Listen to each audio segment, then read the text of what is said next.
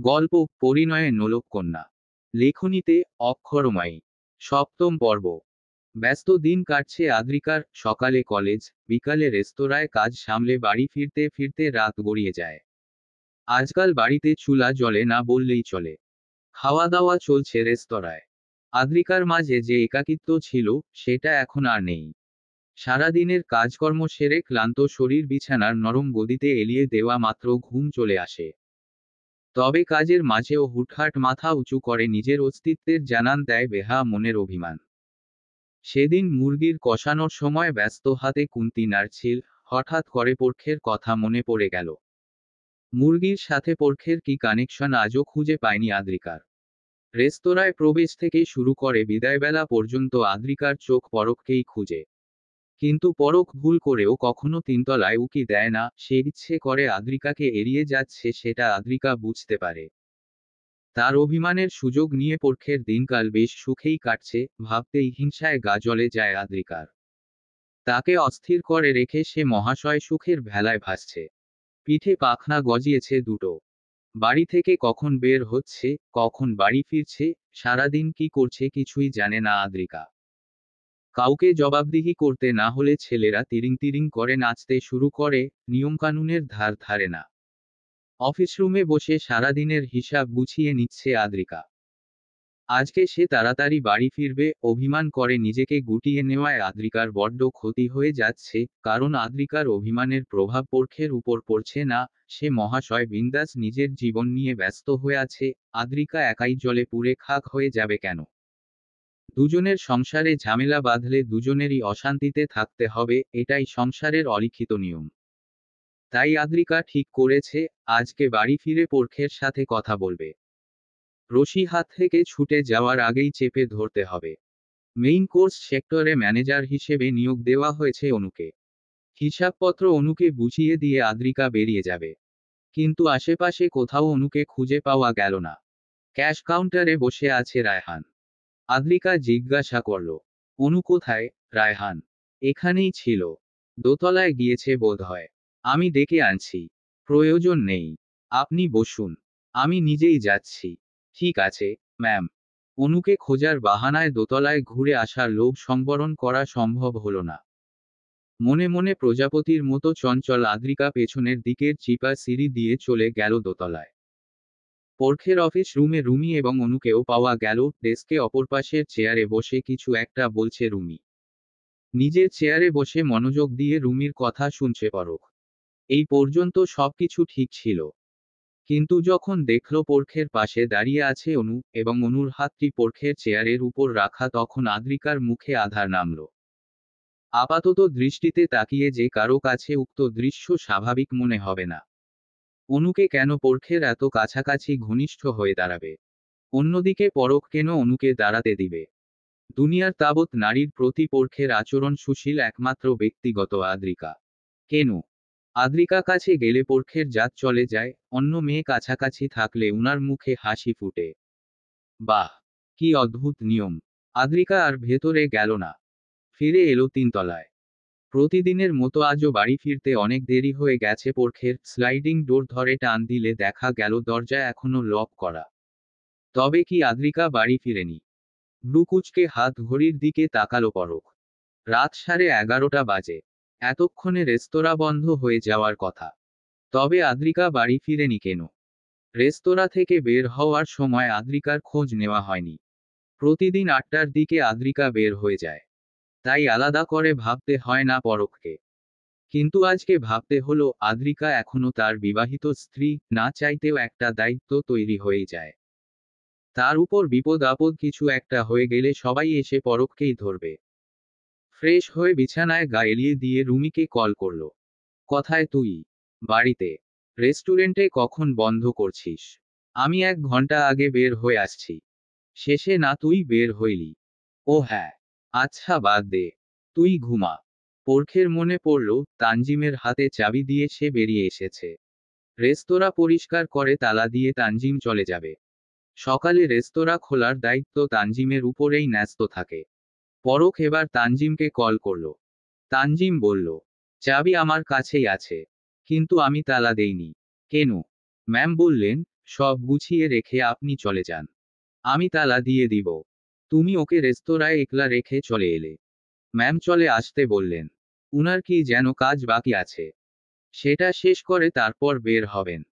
সবে রাত 10টা বাজছিল, তাই আমিও বেশি কিছু ভাবিনি। কিছু হয়েছে স্যার? ম্যাম বাড়ি ফিরেনি। কিছু না। সকালে ঠিক সময়ে এসে রেস্টুরেন্ট ওপেন করো। মোবাইল রেখে পরখ চুপচাপ শুয়ে রইল। মেজাজ আপাতত প্রচণ্ড খারাপ হয়ে আছে। কি এমন কাজ ছিল যে কালকে করা যেত না? কেন পুরো বিল্ডিংয়ে একলা থেকে যেত হলো আদ্রিকাকে? অযথা জেদের বসে বকামি করার স্বভাব গেল না মেয়েটার। এসব কাজের জন্যই আদ্রিকাকে বড্ড অপছন্দ পরখের।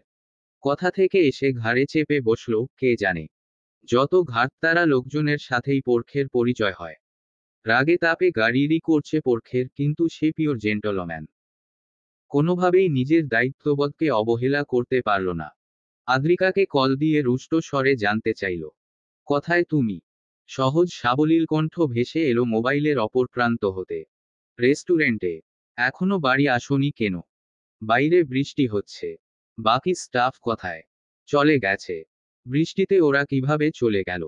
ওরা আগেই বেরিয়ে গেছে। তুমি রয়ে গেলে কেন? হিসাবের কিছু কাজ বাকি ছিল। ফালতু লজিক আমাকে দেখাবা না। হিসাবের কাজ কালকে করলে রেস্টুরেন্ট ভেসে যেত না। এটা তোমার বাবার বাড়ি না, যে যখন ইচ্ছা তখন ফিরবা। মন চাইল বয়ফ্রেন্ডের সাথে রাত কাটায় বাড়ি ফিরলাম। প্রশ্ন করার কেউ রইল না। এসব আমার বাড়িতে চলবে না। ভদ্রঘরের মানুষজনের বাড়ি ফেরার একটা নির্দিষ্ট সময় আছে। সেই সময় অনুযায়ী তোমারও বাড়ি ফেরা উচিত ছিল। রেস্টুরেন্ট থেকে এখনই বের হও তুমি। বাইরে কোনো গাড়ি নেই। ক্যাব বুক করো। পাচ্ছি না। রাত অনেক হয়েছে, সেই সাথে বৃষ্টি। ক্যাব সার্ভিস বন্ধ। ওহ, তোমার এখন মনে হচ্ছে রাত অনেকে হয়েছে। পরখ, আপনি আসতে পারবেন? এই বৃষ্টির মধ্যে আমি বের হতে পারবো না। তাহলে আর কি করার? এখানেই থাকি। ওখানে থাকবে মানে? আমার অফিসে। শুধু রাতটুকুই তো। আর কয়েকটা ঘন্টা পরে সকাল হয়ে যাবে। দেখতে দেখতে কেটে যাবে। ঘুমাবে কোথায়? সোফায়। যা খুশি করো। বিরক্ত হয়ে কল কেটে দিল পরখ। এমন হেয়ালি কথাবার্তা শোনার সময় নেই ওর। যা ইচ্ছে করুক গে। ওর কি? দোতলা থেকে ফিরে পুরোটা সময় চেয়ারে চুপচাপ বসে ছিল আদ্রিকা। কোনো কাজে মন বসছিল না। মাথার ভেতর একটা শব্দ মাছির মতো ভনভন করছে। শুদ্ধতা, শুদ্ধতা, শুদ্ধতা। এই কয়েকদিনে শুদ্ধতাকে সে ভুলে যেতে বসেছিল। একটি ঘটনাকে দীর্ঘদিন মনে পুষে রাখতে পারে না আদ্রিকা। সময়ের সাথে দ্রুত মানিয়ে নেওয়ার অদ্ভুত ক্ষমতা আছে তার। কিন্তু আজকে পরখের পাশে অনুকে দেখে হুট করে শুদ্ধতার কথা মনে পড়ে গেল। শুদ্ধতা নিশ্চয়ই পরখের সাথে আরো ঘনিষ্ঠভাবে দাঁড়িয়ে থাকত। কি বোকা আদ্রিকা! ও ভাবত পরখের মধ্যে রোমান্টিকতা নেই। একদম কাঠখোট্টা গোছের একটা মানুষ পরখ। সবার যে রোমান্টিক হতে হবে, সব সময় ভালোবাসার বুলি ছুটাতে হবে এমন বাধ্যবাধকতা তো নেই। এজন্য পরখের কটু কথা, রাগান্বিত আচরণকে স্বাভাবিকভাবেই নিয়েছিল। বিস্ময়ের প্রেমবাচ্যের থেকে পরখের কটু কথাই বরং ভালো মনে হয়েছিল। বিনিময়ে কি পেয়েছে? ধোঁকা। অমন পুরুষের থেকে পরখ হাজার গুণ ভালো। মুখ দিয়ে যতই তিক্ততা ঝরুক, তবুও ওকে সম্মানের সাথে নিজের ঘরে ঠাঁই দিয়েছে। নিজের নাম দিয়েছে, জীবনে স্থান দিয়েছে। কিন্তু শুদ্ধতার উদ্দেশ্যে লেখা চিঠিগুলো অন্য কথা বলছে। ওগুলা পড়ে আদ্রিকার চোখ খুলে গেছে। রোমান্টিকতা পরখের মধ্যেও আছে, যা শুধু তার ভালোবাসার মানুষটির জন্য। আদ্রিকার কোনো যোগ্যতাই নেই সেই পরখকে দেখার, জানার। এতটা পথ পাড়ি দিয়ে এসে আদ্রিকার মনে হচ্ছে সে আবারও বিশ্বাসঘাতকতার শিকার হয়েছে। নিজের চিন্তাভাবনায় নিজেই নিজেকে ধিক্কার জানায়। নির্বোধ মেয়ে। পরখ কখনোই তোকে আশা দেয়নি, স্বপ্ন দেখায়নি। বরং বারবার দূরে ঠেলে দিয়েছে। কথা ও কাজে বুঝিয়ে দিয়েছে তার জীবনে তোর কোনো গুরুত্ব নেই। তুই নিজেই স্বপ্ন বুনেছিস, ঘর সাজিয়েছিস। এখান সেসব ভেঙে গেলে তার কি দোষ? পাশে কোথায় বাজ পড়ল বুঝি? আদ্রিকা চমকে উঠে চেয়ার ছেড়ে জানালার ধারে গিয়ে দাঁড়ায়। বাইরে ভারী বর্ষণের সাথে বিদ্যুৎ চমকাচ্ছে। আদ্রিকার সারা গা কাঁপতে শুরু করলো। বেশ তো সাহস দেখিয়ে বলেছিল অফিসে থাকবে। কিন্তু একা এই ভুতুড়ে পরিবেশে সে 1 ঘন্টাও টিকতে পারবে না। জানালার পর্দা টেনে সোফায় চুপচাপ করে বসে রইল। এবার ষোলকলা পূর্ণ করতে ধপ করে নিভে গেল আলো। চারপাশ অন্ধকারে ছেয়ে যাওয়া মাত্র মনে হলো সামনে কেউ দাঁড়িয়ে আছে। কাঁপতে কাঁপতে ফোনের ফ্ল্যাশ লাইট অন করে সামনের দিকে আলো ফেলে দেখল, না, কেউ নেই। তবে এবার মনে হচ্ছে পেছনে কেউ দাঁড়িয়ে আছে। পেছনের দিকে আলো ফেলে দেখল সেখানেও কেউ নেই। আচ্ছা, মুশকিল হলো, সামনে আলো ফেললে মনে হয় পেছনে কেউ আছে, আবার পেছনে আলো ফেললে মনে হয় সামনে আছে। আদ্রিকা দিশেহারা বোধ করল। সোফার উপর ফোনটি উপুর করে রেখে দুহাতে মুখ ঢেকে কাঁদতে শুরু করল। সে একটু শক্ত থাকলে চাইলে বিধাতা তাকে নতুন বিপদে ফেলে দেয়। এভাবে পুরো পৃথিবী আদ্রিকার বিরোধিতা করলে সে কিভাবে টিকে থাকবে? রাগ করে বাড়ি না ফেরা বড্ড ভুল হয়েছে। আদ্রিকা আরেকবার অনুধাবন করল, এসব রাগ, জেদ, অভিমান তার জন্য নয়। বোকা মানুষদের রাগ করব মানায় না, রাগের বশবর্তী হয়ে তারা আরো বেশি বোকামি করে ফেলে। এই বিপদের মুহূর্তে কারো সাহায্য নেওয়া ছাড়া কোনো উপায় নেই। কিন্তু কার কাছে সাহায্য চাইবে? মা বাবার কাছে সাহায্য চাওয়ার প্রশ্নই আসে না। আদ্রতাকে বলা যায়, কিন্তু আদ্রতা এখন একা নেই। স্বামী, সংসারযুক্ত একজন নারীকে এভাবে হুটহাট রাতবিরাতে কল দিয়ে সাহায্য চাওয়া যায় না। নারীটি চাইলেও সাহায্য করতে পারে না। স্বামীর অনুমতি এবং অনুকূল পরিবেশের প্রয়োজন হয়। যদি সে সব না পায় তবে সাহায্য করতে না পারার অনুতাপে আর্দ্রতা নিজেই অস্থির হয়ে উঠবে। আদ্রিকার পক্ষে আর্দ্রতার অস্থিরতার কারণ হওয়া সম্ভব নয়। তাই আর্দ্রতাও বাদ। শাশুড়িকে কল দেওয়া যায়, কিন্তু তা করলে প্রলয়ঙ্কারী ঝড় আসবে। আদ্রিকার রেস্তোরাঁয় কি করছে? বাড়ির বউ রেস্তোরাঁয় কাজ করছে জানার পর তাদের প্রতিক্রিয়া নিয়ে আদ্রিকা সন্দিহান। এছাড়াও আদ্রিকাকে রেস্তোরাঁয় একা রেখে পরখ বাড়িতে নাক ডেকে ঘুমাচ্ছে, এই সংবাদে আদ্রিকার শ্বশুরমশাই এর নাক কাটা যাবে সে বিষয়ে আদ্রিকা নিশ্চিত। যার মাসুল গুনতে হবে পরখকে। স্বামীকে অন্যের দ্বারা অপমানিত হওয়ার কারণ বঙ্গনারী হতে পারে না। প্রয়োজনে সে নিজের জীবন উৎসর্গ করবে, কিন্তু স্বামীর অপমানের কারণ হবে না। রুমিকে কল করা যায়, কিন্তু এত রাতে স্বল্প পরিচিত একজন যুবকের কাজে সাহায্য চাইতে আদ্রিকার বিবেকে বাধছে। এই সময় হঠাৎ আদ্রিকার কল দেখে আদ্রিকা সম্পর্কে রুমির নেতিবাচক ধারণা তৈরি হতে পারে।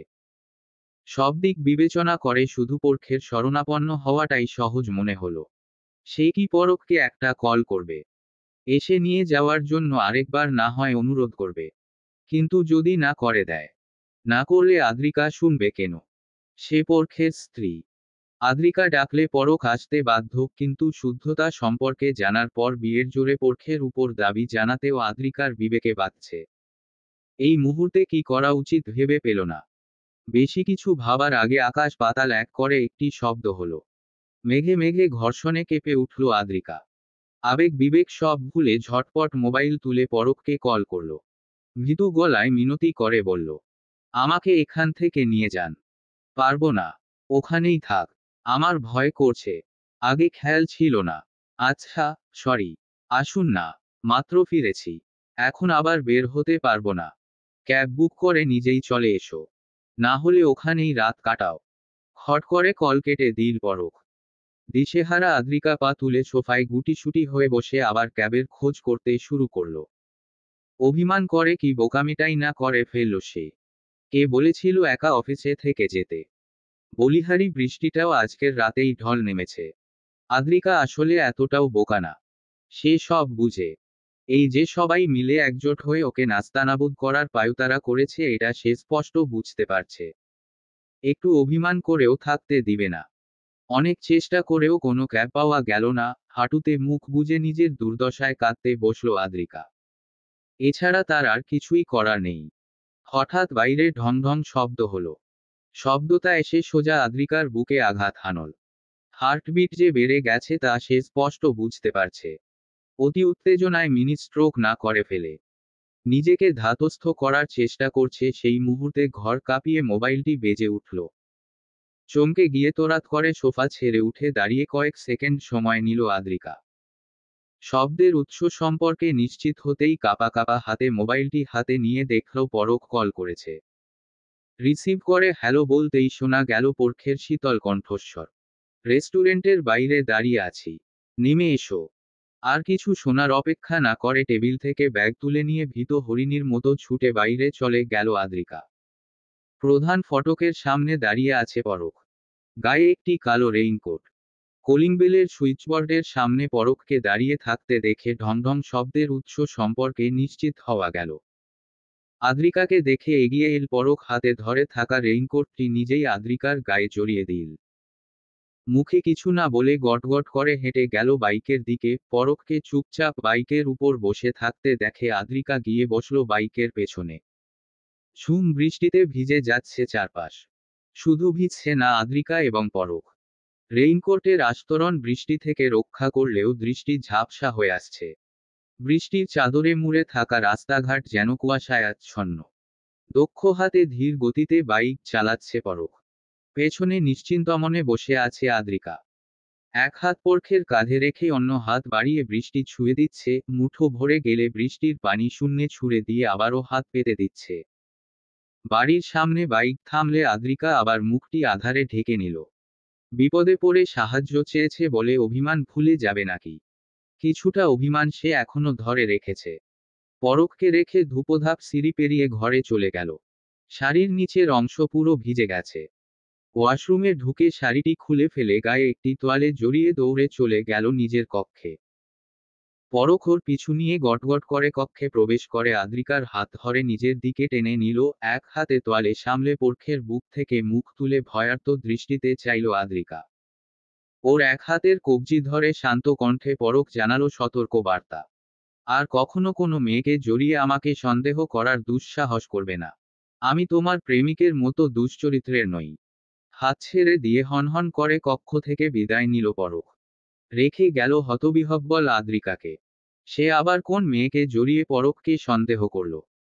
টানা দুদিন ঝিরিঝিরি বৃষ্টির পর আজকে আকাশ পরিষ্কার, গায়ে সোনারোদ মেখে মানবিক বিভাগের সামনে এসে দাঁড়ালো আদ্রিকা। প্রবেশপথে দাঁড়িয়ে আছে আদ্রতা। ওকে পেছনে থেকে দেখে চিনতে পেরে উচ্ছ্বসিত আদ্রিকা দ্রুত হাঁটতে শুরু করল। 2 সপ্তাহ পর আজকে আদ্রতার সাথে দেখা হয়েছে আদ্রিকার। এতদিন পড়াশোনা নিয়ে ব্যস্ত দিন কেটেছে আদ্রতার। দীর্ঘ সময় ক্লাসে উপস্থিত না থাকার ফলে সেমিস্টার ফাইনালে বিকল্প ও আদ্রতার বেহাল দশা। তবুও বন্ধুদের সহায়তায় এ যাত্রায় কোনোরকম পাশ করে যাবে বলে মনে হচ্ছে। আদ্রিকাকে দেখা মাত্র জড়িয়ে ধরে জন্মদিনের প্রথম শুভেচ্ছা জানালো আদ্রতা। শুভ জন্মদিন, বাচ্চা। আল্লাহ তাআলা তোকে সুখ সমৃদ্ধিতে মুড়িয়ে রাখুক। নিজ জন্মদিন আদ্রিকা কখনো ভুলে না, এবারও ভুলেনি। তবে আগের মতো আহ্লাদ করার সুযোগ এ বছর পায়নি। কাজের মাঝে যখনই জন্মদিনের কথা মনে পড়েছে তখনই আশেপাশে গোমরামুখ পরখকে দেখে জন্মদিনের উচ্ছ্বাস এক ছুটে পালিয়েছে। উপযুক্ত মানুষ না পেলে জন্মদিন নিয়ে আহ্লাদ করবে কার কাছে? মানুষের মন বদলায় না, শুধু মনের অভিব্যক্তি প্রকাশের মানুষগুলো হারিয়ে যায়। প্রতিনিয়ত অতিবাহিত দিনগুলো আদ্রিকাকে স্পষ্ট বুঝিয়ে দিচ্ছে, তুমি আর ছোট বাচ্চাটি নেই। অনেক বড় হয়েছ। এসব আহ্লাদ তোমার জন্য নয়। কষ্ট হলেও মেনে নিয়েছিল আদ্রিকা। কিন্তু এই মুহূর্তে আদ্রতার মুখের ঝলমল হাসি যেন উল্টো সুর তুলেছে। আদ্রিকার মনে হচ্ছে এই তো সে আগের খুকিটিই রয়ে গেছে। কিছুই বদলায়নি। সব আগের মতোই আছে। আদ্রিকার ছলছল চোখ, মুখে উপচে পড়া নিঃশব্দের হাসি দেখে আদ্রতা বলল, কি রে, কি হয়েছে? কাঁদছিস নাকি? 12টায় উইশ করিনি, কারণ সরাসরি উইশ করতে চেয়েছিলাম। কাঁদছি না। বরং এখনো ছোট বাচ্চার মতো জন্মদিনের শুভেচ্ছা জানাচ্ছ দেখে লজ্জা পাচ্ছি। খুব বড় হয়ে গেছিস বুঝি? হইনি। বিয়েশাদী হয়ে গেছে, সংসার করছি। শ্বশুরবাড়িতে এসব আহ্লাদ করা যায়? বিয়ে হলেই কেউ বড় হয়ে যায় না। দেহের বয়স বাড়ে, মনের না। মন চিরকাল একই রকম থাকে। জীবন্ত, সজীব, উচ্ছ্বসিত। মন একই রকম থাকতে চায়, কিন্তু পরিবেশ, পরিস্থিতির চাপে বদলে যেতে বাধ্য হয়। তোর পরিবেশ, পরিস্থিতি কি জন্মদিন পালনে বাধা হয়ে দাঁড়িয়েছে? মোটেও না। আমাকে বাধা দিবে কে? বরং কাজের চাপে আমি নিজেই ভুলে গেছি। এত কিসের কাজ তোর? সেই তো টোনাটুনির ছোট সংসার। রসনাবিলাসীতে আদ্রিকার নিয়োগের ব্যাপারে এখনো কেউ জানে না। মাঝখানে অনেকদিন আদ্রতার সাথে দেখা না হওয়ায় আদ্রিকা ওকে জানাতে পারেনি। আজকে সুযোগ পেয়ে সংবাদটি জানিয়ে দেওয়া উত্তম মনে হলো। তোমাকে বলা হয়নি, আমি একটা রেস্টুরেন্টে শেফ হিসেবে কাজ করছি। আদ্রতা কিছুক্ষণ বোকার মতো চেয়ে রইল। আদ্রিকা কি বলছে তা সে শুনেছে কিন্তু বুঝতে পারেনি। যখন বুঝতে পারল, এগিয়ে এসে আদ্রিকার হাতে হাত রেখে উদ্বিগ্ন কণ্ঠে জানতে চাইল, কেন? তুই কেন কাজ করছিস? টাকা পয়সার সমস্যা থাকলে আমাকে বলতি। তেমন কিছু না। বাড়িতে বসে থাকতে আমার ভালো লাগছিল না, তাই সুযোগ পেয়ে রেস্টুরেন্টে জয়েন হয়ে গেলাম। তেমন কিছু না বললেই আমি মেনে নিব না। অবশ্যই তোর জীবনে কিছু চলছে, যা আমরা কেউ জানি না। তুই আমাকেও বলছিস না। কোনো সমস্যা হলে আমাকে অন্তত বল। বিয়ে দিয়েছি, একেবারে জলে ফেলে দেইনি। সমস্যায় পড়লে আমি তোমাকে জানাতাম না। তুমি শুধু শুধু চিন্তা করছো। তবে এসব কেন? আয় করা খারাপ? নিজের পায়ে দাঁড়ানোর চেষ্টা অন্যায়? নাকি রেস্টুরেন্টে রান্নাবান্না করার চাকরিটা ভালো না? সেসব নয় বাচ্চা, কোনো কাজকে আমি ছোট করে দেখছি না। কিন্তু তুই বাইরে কাজ করছিস, ব্যাপারটা আমি মেনে নিতে পারছি না। আমাদের কত আদরের বাচ্চা তুই। এসব কখনো করেছিস? বেশি আদরে মানুষ করে পুরো অকর্মার ঢেকি বানিয়ে রেখেছো। একটা কাজ ঠিকমতো করতে পারতাম না। রান্না শিখতে কত কাঠখড় পোড়াতে হয়েছে জানো? এখন রান্নায় এত পটু হয়ে গেছিস যে রেস্টুরেন্টের শেফ হয়ে গেলি। শ্বশুরবাড়িতে কেউ আপত্তি করেনি। শ্বশুর শাশুড়ি এখনো জানে না। পরখের আপত্তি নেই। আমি যেখানে কাজ করি সেটা উনার ফ্রেন্ডের রেস্টুরেন্ট, উনারও কিছু শেয়ার আছে। তোর শ্বশুরবাড়ির লোকজন যদি আপত্তি করে, তখন কি করবি? কি আর করব? চাকরি ছেড়ে দিব। কেন? কাজ করতে তোর ভালো লাগলে উনাদের কথায় ছেড়ে দিবি কেন? শুধু শুধু ঝামেলা করতে আমার ভালো লাগে না। উনাদের ভালো না লাগলে চাকরি করব না। চাকরি না করলে আমার খুব বড় কোনো ক্ষতি তো হয়ে যাবে না। জেদ করে ঝামেলা বাড়ানোর কি দরকার? অন্যের পছন্দ অপছন্দের উপর নিজের জীবনের সিদ্ধান্ত নেওয়া বোকামি। তুই যত ছাড় দিবি, মানুষ তত পেয়ে বসবে। একের পর এক আবদার করেই যাবে। নিজের জায়গা ছেড়ে দিতে দিতে একসময় দেখবি তোর পায়ের তলার মাটিটাই নাই। তাই অন্যের কথায় কান না দিয়ে নিজের যেটা পছন্দ সেটাকে গুরুত্ব দিতে শিখ। ঘাসের উপর বসে আছে দু বোন। আর্দ্রতার কথা শুনে একটি দুর্বাঘাসের ডগা ছিঁড়ে দাঁতে কাটল আদ্রিকা। পরক্ষণে থু থু করে ফেলে দিয়ে বলল, উনারা আপত্তি করলে তখন দেখা যাবে। এখন যেহেতু কোনো ঝামেলা হচ্ছে না, এভাবেই চলুক। তোর চাপ হয়ে যাচ্ছে না? না, বরং আমার ভালোই লাগছে। আগে বাড়িতে একা বসে থাকতে ভালো লাগতো না। পরখ সারাদিন বাড়ির বাইরে থাকতো, আর আমি বাড়িতে একলা। একদম সময় কাটতে চাইতো না। এখন কোন ফাঁকে দিন কেটে যায় বুঝতে পারি না। কলেজ থেকে বাড়ি যাই, ফ্রেশ হয়ে রেস্টুরেন্টে গিয়ে রান্নার আয়োজন করি। আরেকজন শেফ আছে, উনি আগেই সবকিছু গুছিয়ে রাখেন। আমি শুধু রান্নাটা করি। কাস্টমারদের সার্ভ করার জন্য আলাদা লোক আছে। ক্যাশ কাউন্টারে একজন আছে। আমাকে খুব একটা কাজ করতে হয় না। কাজের তেমন প্রেশার নেই। চাপ নিয়ে কিছু করতে হবে না। তোর ভালো লাগলে আপাতত কর, এখন ক্লাসে যা। কলেজ ছুটি হলে এখানে এসে দাঁড়িয়ে থাকবি। কেন? তোর জন্মদিনের ট্রিট নিবি না? যা। আমি এখনো ছোট বাচ্চা আছি নাকি? কেক কেটে জন্মদিন পালন করব এখন। সে কি রে? ভূতের মুখে রাম নাম। এই তো কয়েকদিন আগেই রেড ভেলভেট কেক চাই বলে আমার কাছে ঘ্যান ঘ্যান করতেছিলি। সেই আদ্রিকা এখন কোথায় গেল? সেই আদ্রিকা এখন বড় হয়ে গেছে। ওসব কেকের বায়না এখন করে না।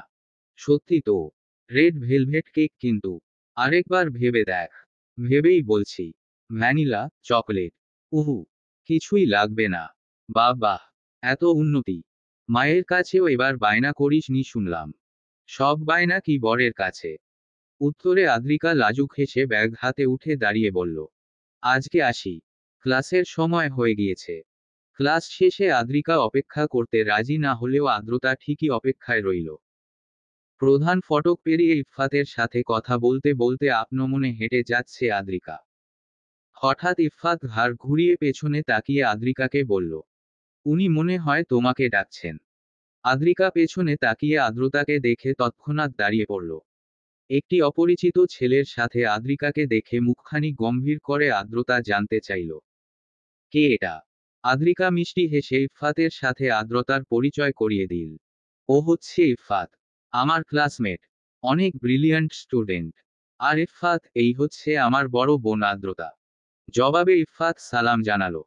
সালামের জবাব নিয়ে আদ্রতা আরেকবার জহুরি দৃষ্টি দ্বারা ছেলেটিকে দেখে নিয়ে আদ্রিকার হাতে খাবারের পট ধরিয়ে দিয়ে বলল, এখানে পায়েস আছে। আমি নিজে হাতে রান্না করেছি। মায়ের হাতের পায়েসের মতো অতটা ভালো হয়নি, কিন্তু খাওয়া যাবে। হাতে ধরে রাখা পটটির দিকে তাকিয়ে আদ্রিকা মাথা দুলিয়ে সায় জানালো। মুখ তুলে চাইলে আদ্রতা তার জলে সিক্ত আখিজোড়া দেখে ফেলবে। আদ্রতা আর অপেক্ষা করল না। রিকশা নিয়ে চলে গেল। ইফফাত বলল, তোমরা একসাথে থাক না। উনি তোমাকে রেখে চলে গেল যে। আপুর বিয়ে হয়ে গেছে, শ্বশুরবাড়িতে থাকে।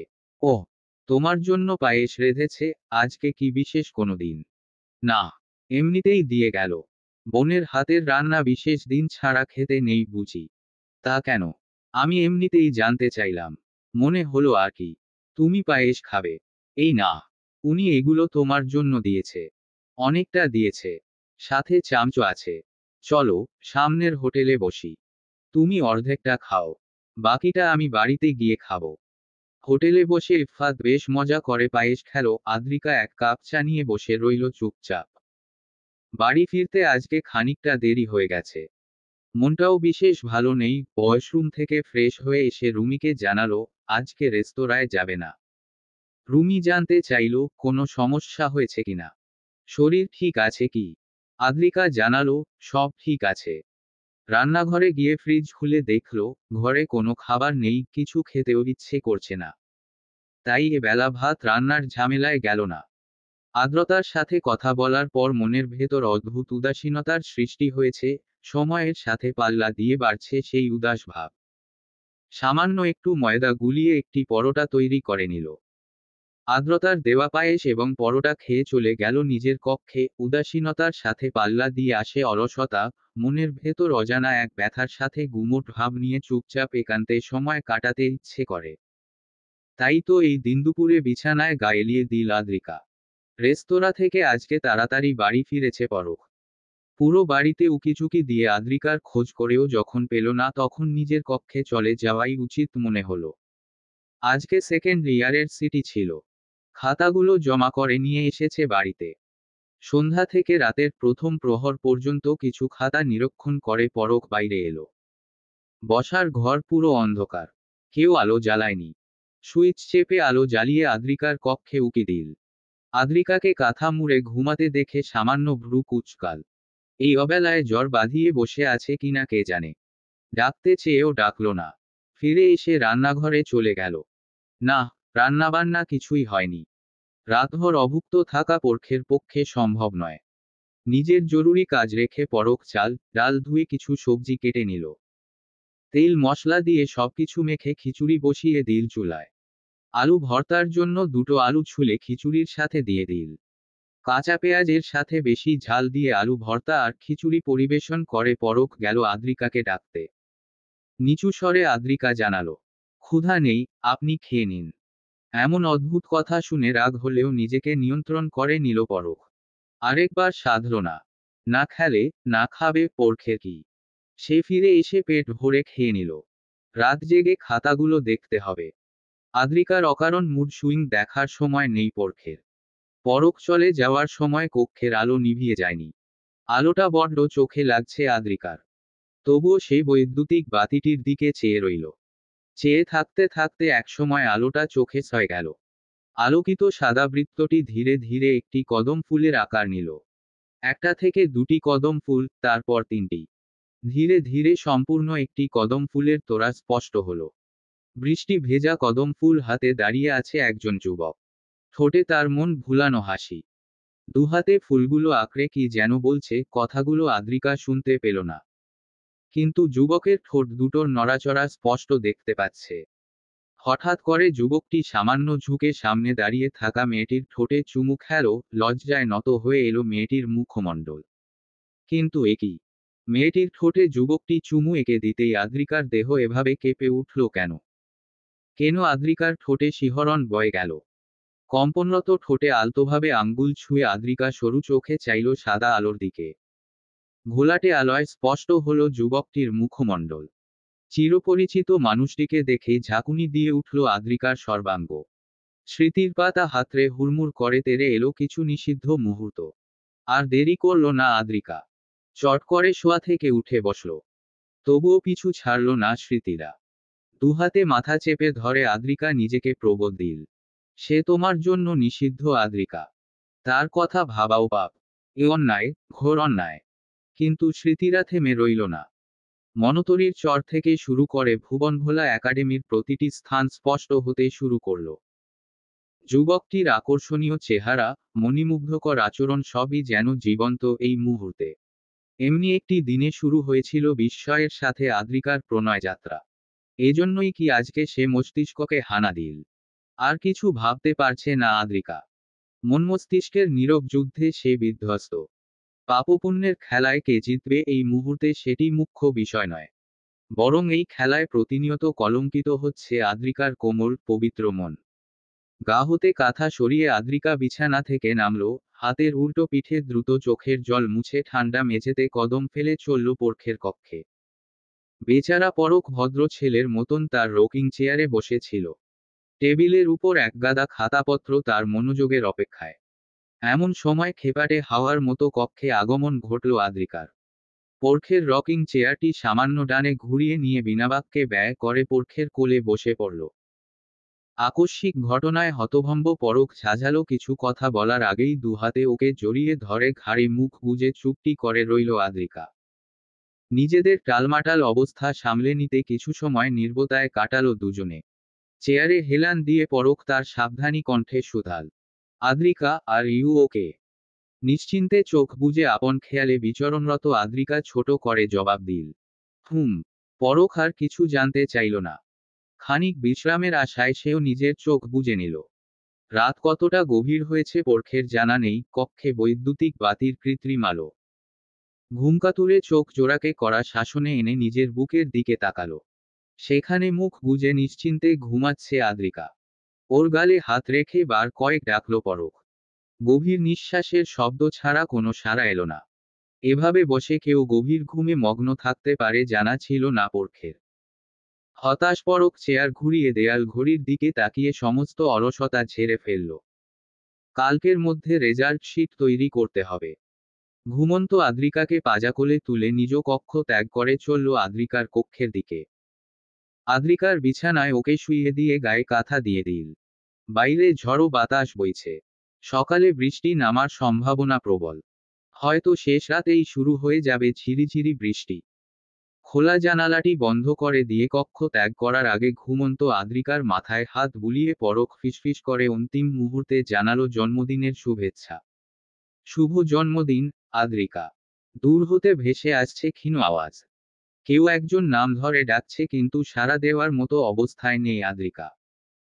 ক্লান্ত চোখজোড়া এখনই জেগে উঠতে চাইছে না, এই তো কিছুক্ষণ হলো সে ঘুমিয়েছে, এখনই কিসের ডাকাডাকি।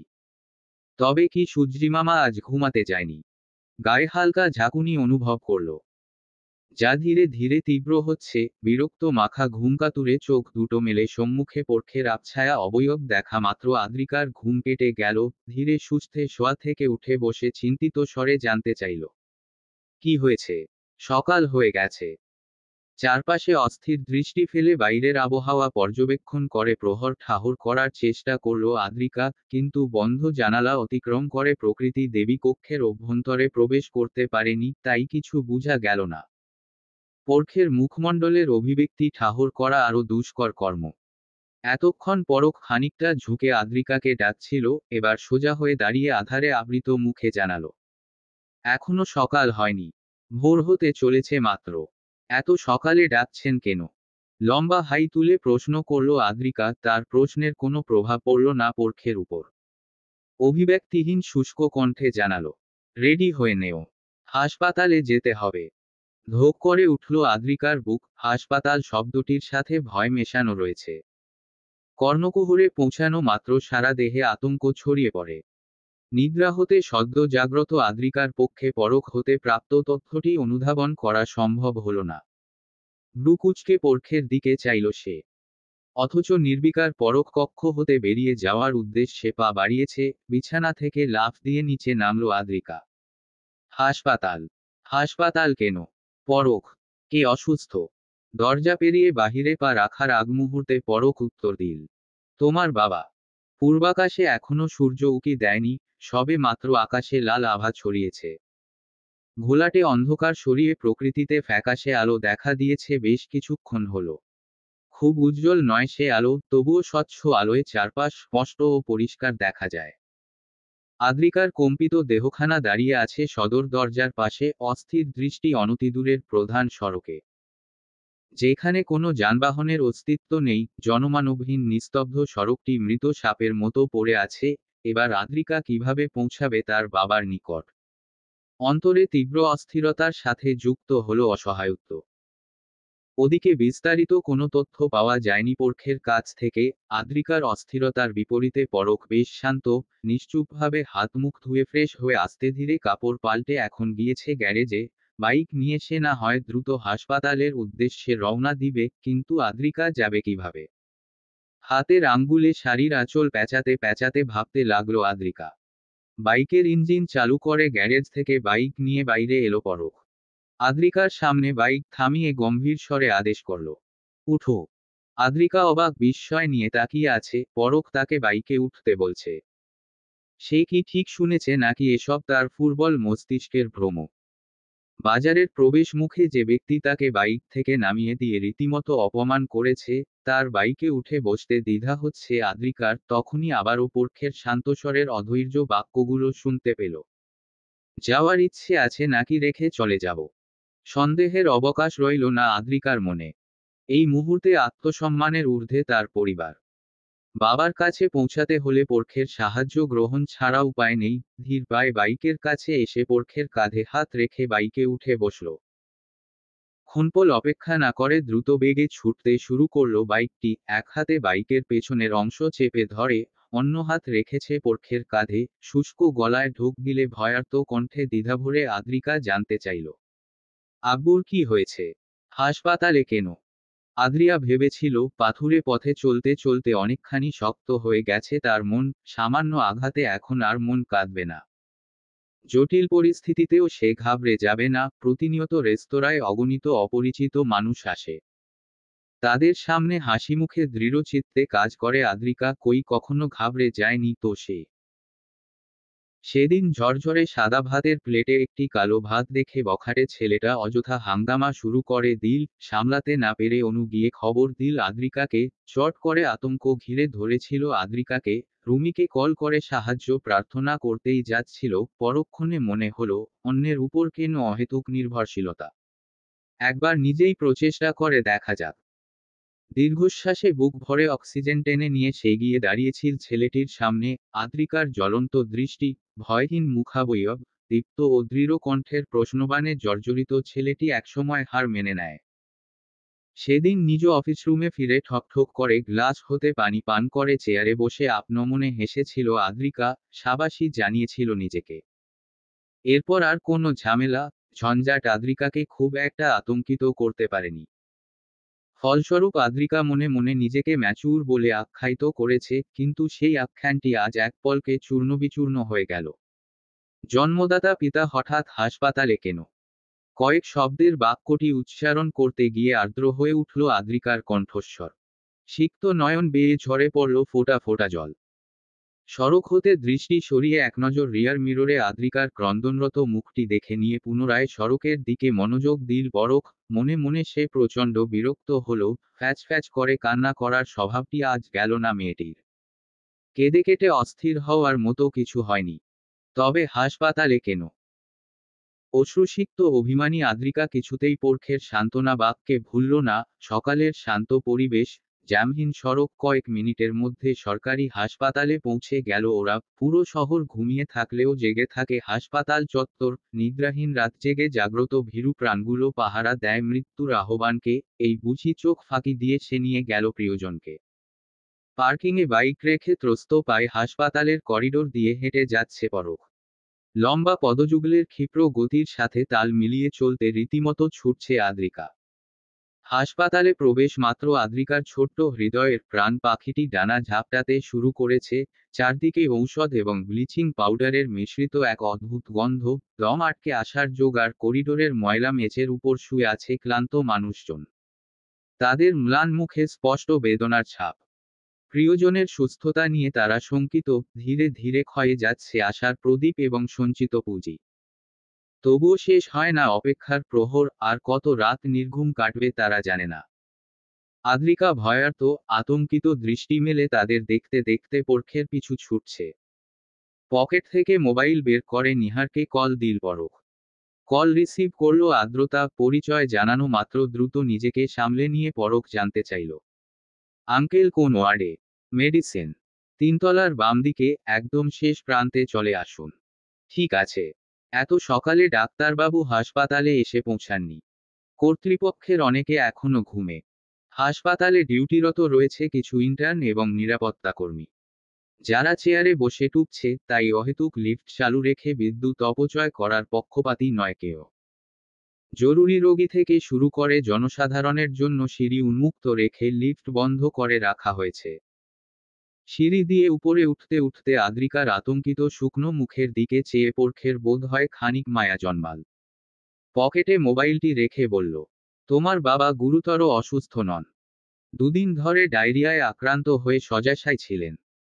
গতরাতে অবস্থা খানিকটা অবনতি হওয়ায় উনাকে জোর করে হাসপাতালে নিয়ে আসা হয়, এখন কিছুটা সুস্থ আছেন, স্যালাইন চলছে, এত চিন্তার কিছু হয়নি।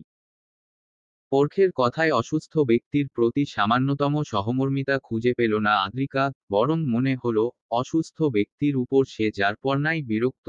এতই যদি বিরক্তবোধ হচ্ছে তবে হাসপাতালে আসতে গেল কেন? সবই লোক দেখানো আদিক্ষেতা। রাগে চোয়াল শক্ত হয়ে এলো আদ্রিকার। তৃতীয় তলার শেষ প্রান্তে মেডিসিন বিভাগের পুরুষ ওয়ার্ড, 52 শয্যাবিশিষ্ট কক্ষে রোগীর সংখ্যা প্রায় শতাধিক। বারান্দার মেঝেতে মাদুর বিছিয়ে বেঘোরে ঘুমাচ্ছে কিছু রোগী। পাশে বসে ঝিমুচ্ছে রোগীর স্বজন।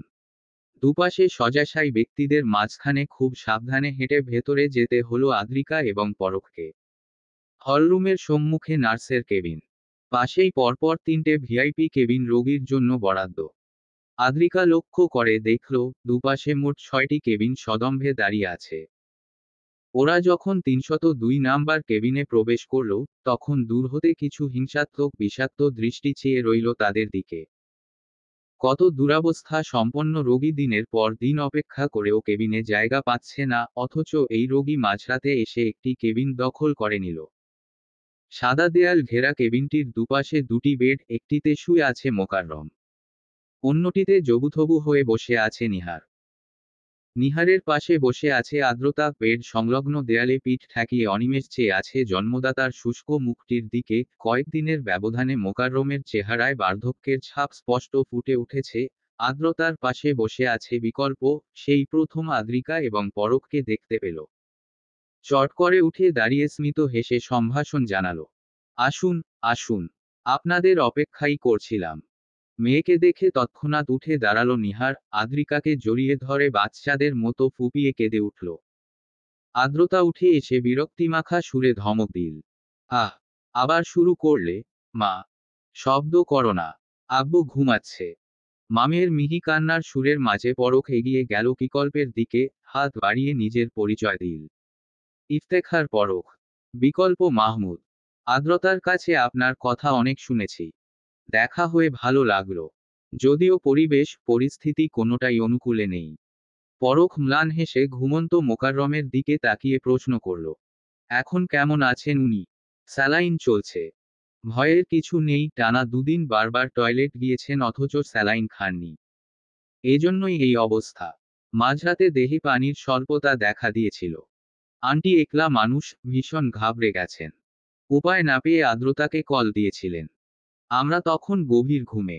খবর পেয়ে তখনই রওনা দিলাম। এসে দেখি এই অবস্থা। দ্রুত হাসপাতালে নিয়ে আসায় শেষ রক্ষা হয়েছে, না হলে খারাপ কিছু ঘটে যেত পারত। ভাগ্যিস আপনারা আশেপাশে ছিলেন। না হলে আন্টি একা মহিলা মানুষ, সেই রাতের বেলা কিভাবে পরিস্থিতি সামলাতেন কে জানে। আন্টি এখনো অনেক ট্রমায় আছেন। আমি নিজেও ঘাবড়ে গিয়েছিলাম। আদ্রতার বড় চাচা বেশ সাহায্য করলেন। সেই রাতে কোথা থেকে গাড়ি জোগাড় করে দিলেন। নিজেও আমাদের সাথে এসেছিলেন। একটু আগেই বাড়ি পাঠিয়ে দিলাম। বয়স্ক মানুষ, আর কতক্ষণ হাসপাতালে কষ্ট করবেন। বাড়ির মেয়ে সদস্যদের কেবিনের ভেতর রেখে পরখ ও বিকল্প বাইরে বেরিয়ে গেল। রাতভর কেঁদে কেটে ক্লান্ত নিহার আদ্রিকার গায়ে হেলান দিয়ে নিস্তেজ চোখে চেয়ে আছে স্বামীর দিকে, যে এখন বেঘোরে ঘুমাচ্ছে। ম্লান স্বরে নিহার বলল, এত জেদি মানুষটা। দুদিন ধরে বলতেছি, বারবার টয়লেট যাইতেছ, কয়েকটা স্যালাইন এনে খাও।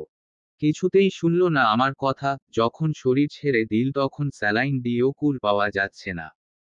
অহেতুক জেদের কারণে নিজের জীবনটা ধ্বংস করছে, সাথে আমার জীবনটাও শেষ করে দিল।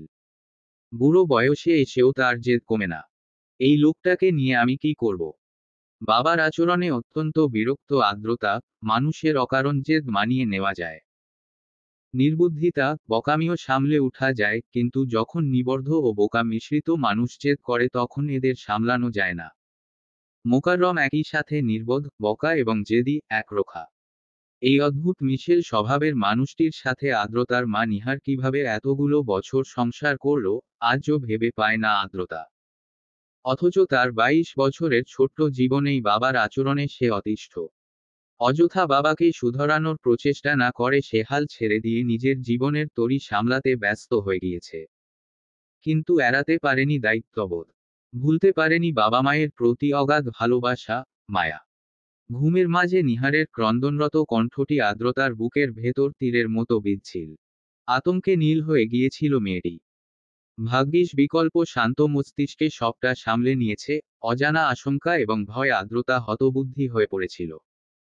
মায়ের হাত চেপে ধরে শুধু ফ্যালফ্যাল করে চেয়েছিল অর্ধচেতন বাবার শুষ্ক মুখটির দিকে। মায়ের মাথায় হাত বুলিয়ে দিতে দিতে আদ্রিকা বলল, আব্বুকে হাসপাতালে এনেছো কখন? কখন, কিভাবে হাসপাতালে এসেছে নিহার খেয়াল করেনি। সে একটা ঘোরের মধ্যে আর্দ্রতার পিছু ছুটে এসেছে। তাই জবাবটি দিল আর্দ্রতা, রাত 2টার দিকে।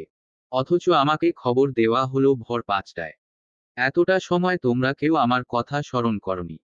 আমি পর হয়ে গেছি, তাই না? রাগ করছিস কেন? তখন আমাদের মাথায় এত কিছু ছিল না।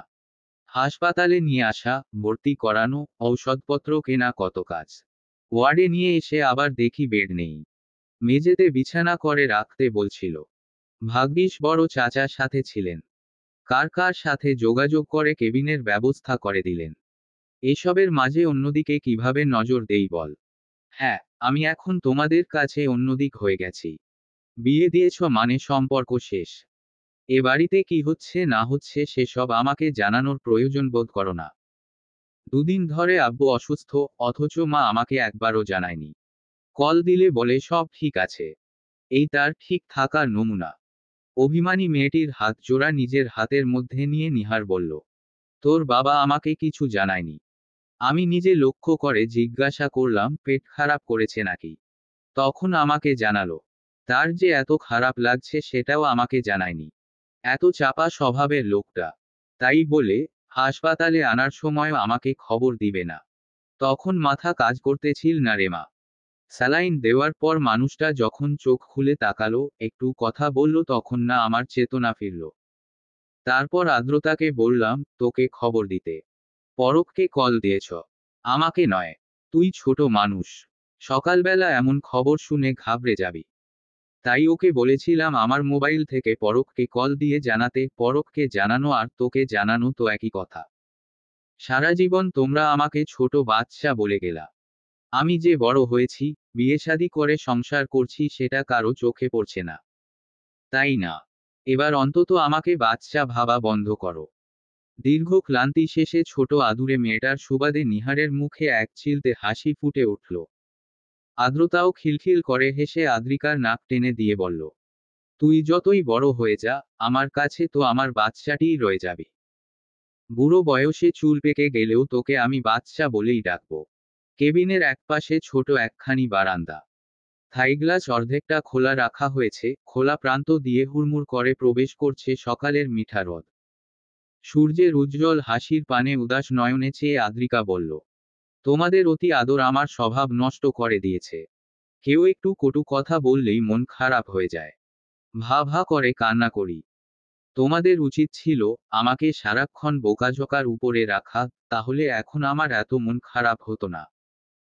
মোকাররম মজুমদারের ভাগ্য বোধ হয় সুপ্রসন্ন ছিল, তাই তো পরের দিন সকালেই হাসপাতাল থেকে ছাড়পত্র পেয়ে গেল। তবে কিছুদিন ঔষধপত্র এবং পূর্ণ বিশ্রামের নির্দেশ দেওয়া হয়েছে। গতদিন হাসপাতাল থেকে ভার্সিটি গিয়েছিল পরখ। দুপুরে রেস্তোরাঁয় না গিয়ে আবার চলে এসেছিল হাসপাতালে। বাকি সবার সাথে সেও একটি রাত হাসপাতালের কেবিনে আধঘুমে কাটিয়ে দিয়েছে। আজ সকালবেলা জিনিসপত্র গুছিয়ে বাড়ির উদ্দেশ্যে রওনা দেওয়ার সময় আদ্রিকা পড়ল বিপাকে। সে এখন বাবার বাড়ি যাবে নাকি স্বামীর বাড়ি। বাবার অসুস্থতাকালীন এই বিরূপ পরিস্থিতিতে পূর্বের মানবিমান বিশেষটি কর্পূরের ন্যায় উড়ে গেছে, কিন্তু পরখের সাথে তার সম্পর্কটি আর পাঁচটা সাধারণ সম্পর্কের মতো নয়। তাই তো সে আর্দ্রতার মতো বিকল্পের সাথে সম্পূর্ণ আত্মবিশ্বাসের সাথে চলতে পারছে না। পরখকে রেখে সে একাই কিভাবে বাবার বাড়ি চলে যাবে, ভেবে পাচ্ছে না। পরখ কি যেতে চাইবে ওর সাথে? সড়ক হতে একটি ফাঁকা অটো নিয়ে এসেছে বিকল্প। সেখানে ইতোমধ্যে মোকাররমকে বসানো হয়েছে, পাশে বসেছে নিহার। উল্টো দিকের আসনে বসে আদ্রতা তাকালো আদ্রিকার দিকে, তারা দিয়ে বলল, দাঁড়িয়ে রইলি কেন? তাড়াতাড়ি উঠে পড়। আদ্রিকার অপেক্ষায় অটোর পাশে দাঁড়িয়ে আছে বিকল্প। সবাইকে ঠিকমতো বসিয়ে দিয়ে সে ড্রাইভারের পাশে বসবে। আর্দ্রতার কথা শুনে আদ্রিকা দ্বিধা নিয়ে তাকালো পরখের দিকে। অন্য সকল কাজের ক্ষেত্রে আত্মবিশ্বাসী হলেও প্রসঙ্গ যখন পরখের, তখনই ভাঙা কাচের ন্যায় ঝুরঝুর করে ভেঙে পড়ে আদ্রিকা। আদ্রিকার এমন নরবরে স্বভাবের জন্য পরখ কি দায়ী নয়? অবশ্যই সে দায়ী। পুরো দায় পরখের উপরেই বর্তায়। স্বামী হিসেবে যে ভরসাটুকু তার দেওয়ার কথা ছিল, তা দেয়নি বলেই আদ্রিকার পায়ের নিচের মাটি আজও নড়বড়ে।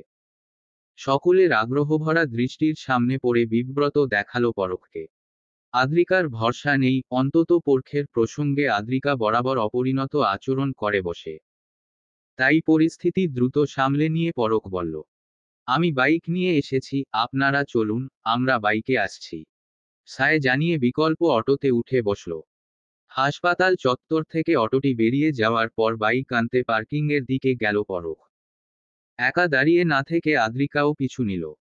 হাঁটার ফাঁকে পরখ বলল, অমন বোকার মতো দাঁড়িয়েছিলে কেন? সে প্রশ্নের উত্তর না দিয়ে আদ্রিকাও প্রশ্ন ছুড়ে দিল, আপনি আমাদের বাড়িতে যাবেন? যাওয়া নিষেধ আছে। সেটা বলিনি, কিন্তু আপনি আগে কখনো আমাদের বাড়িতে সেভাবে যাননি। তাই বললাম। তুমি শিওর আমি তোমাদের বাড়িতে এর আগে যাইনি? আমাকে আনতে একবার গিয়েছিলেন। গ্যারেজ থেকে বাইকটি বের করে রাস্তায় নামিয়ে তাতে উঠে বসে পরখ বলল, একবার নয়, তোমাদের বাড়িতে আমি প্রায়ই যাই। পরখ কেন বাবার বাড়িতে যায়, বুঝতে পারল না আদ্রিকা। বিয়ের আগে থেকে কি বাবার সাথে পরখের পরিচয় ছিল? থাকার কথা নয়। বাবার পরিচিতের গণ্ডি খুবই ছোট। সেখানে পরখ নামে কেউ কখন ছিল না। তাহলে এত সখ্যতা, ঘনিষ্ঠতা কবে থেকে গড়ে উঠল? বিয়ের পর।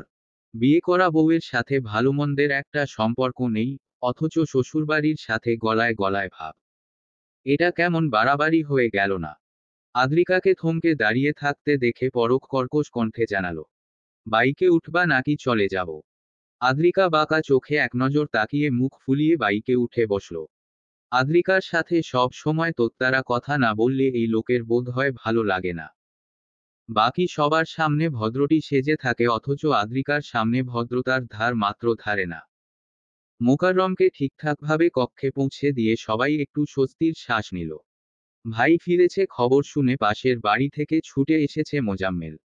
নিজের মধ্যে যতই দ্বন্দ্ব থাকুক, এক ভাইয়ের বিপদে অন্য ভাইয়ের মন কাঁদবেই। তার উপর মোকাররম মোজাম্মেলের ছোট ভাই। ছোটদের প্রতি বড়দের আলাদা মায়া, মমতা থাকে। সেই টানেই উদ্বিগ্ন মোজাম্মেল ছুটে এসেছে। আজ অবশ্য মোজাম্মেলের সাথে মনোয়ারা, মৃদুল, মাহিন সকলকে দেখা যাচ্ছে।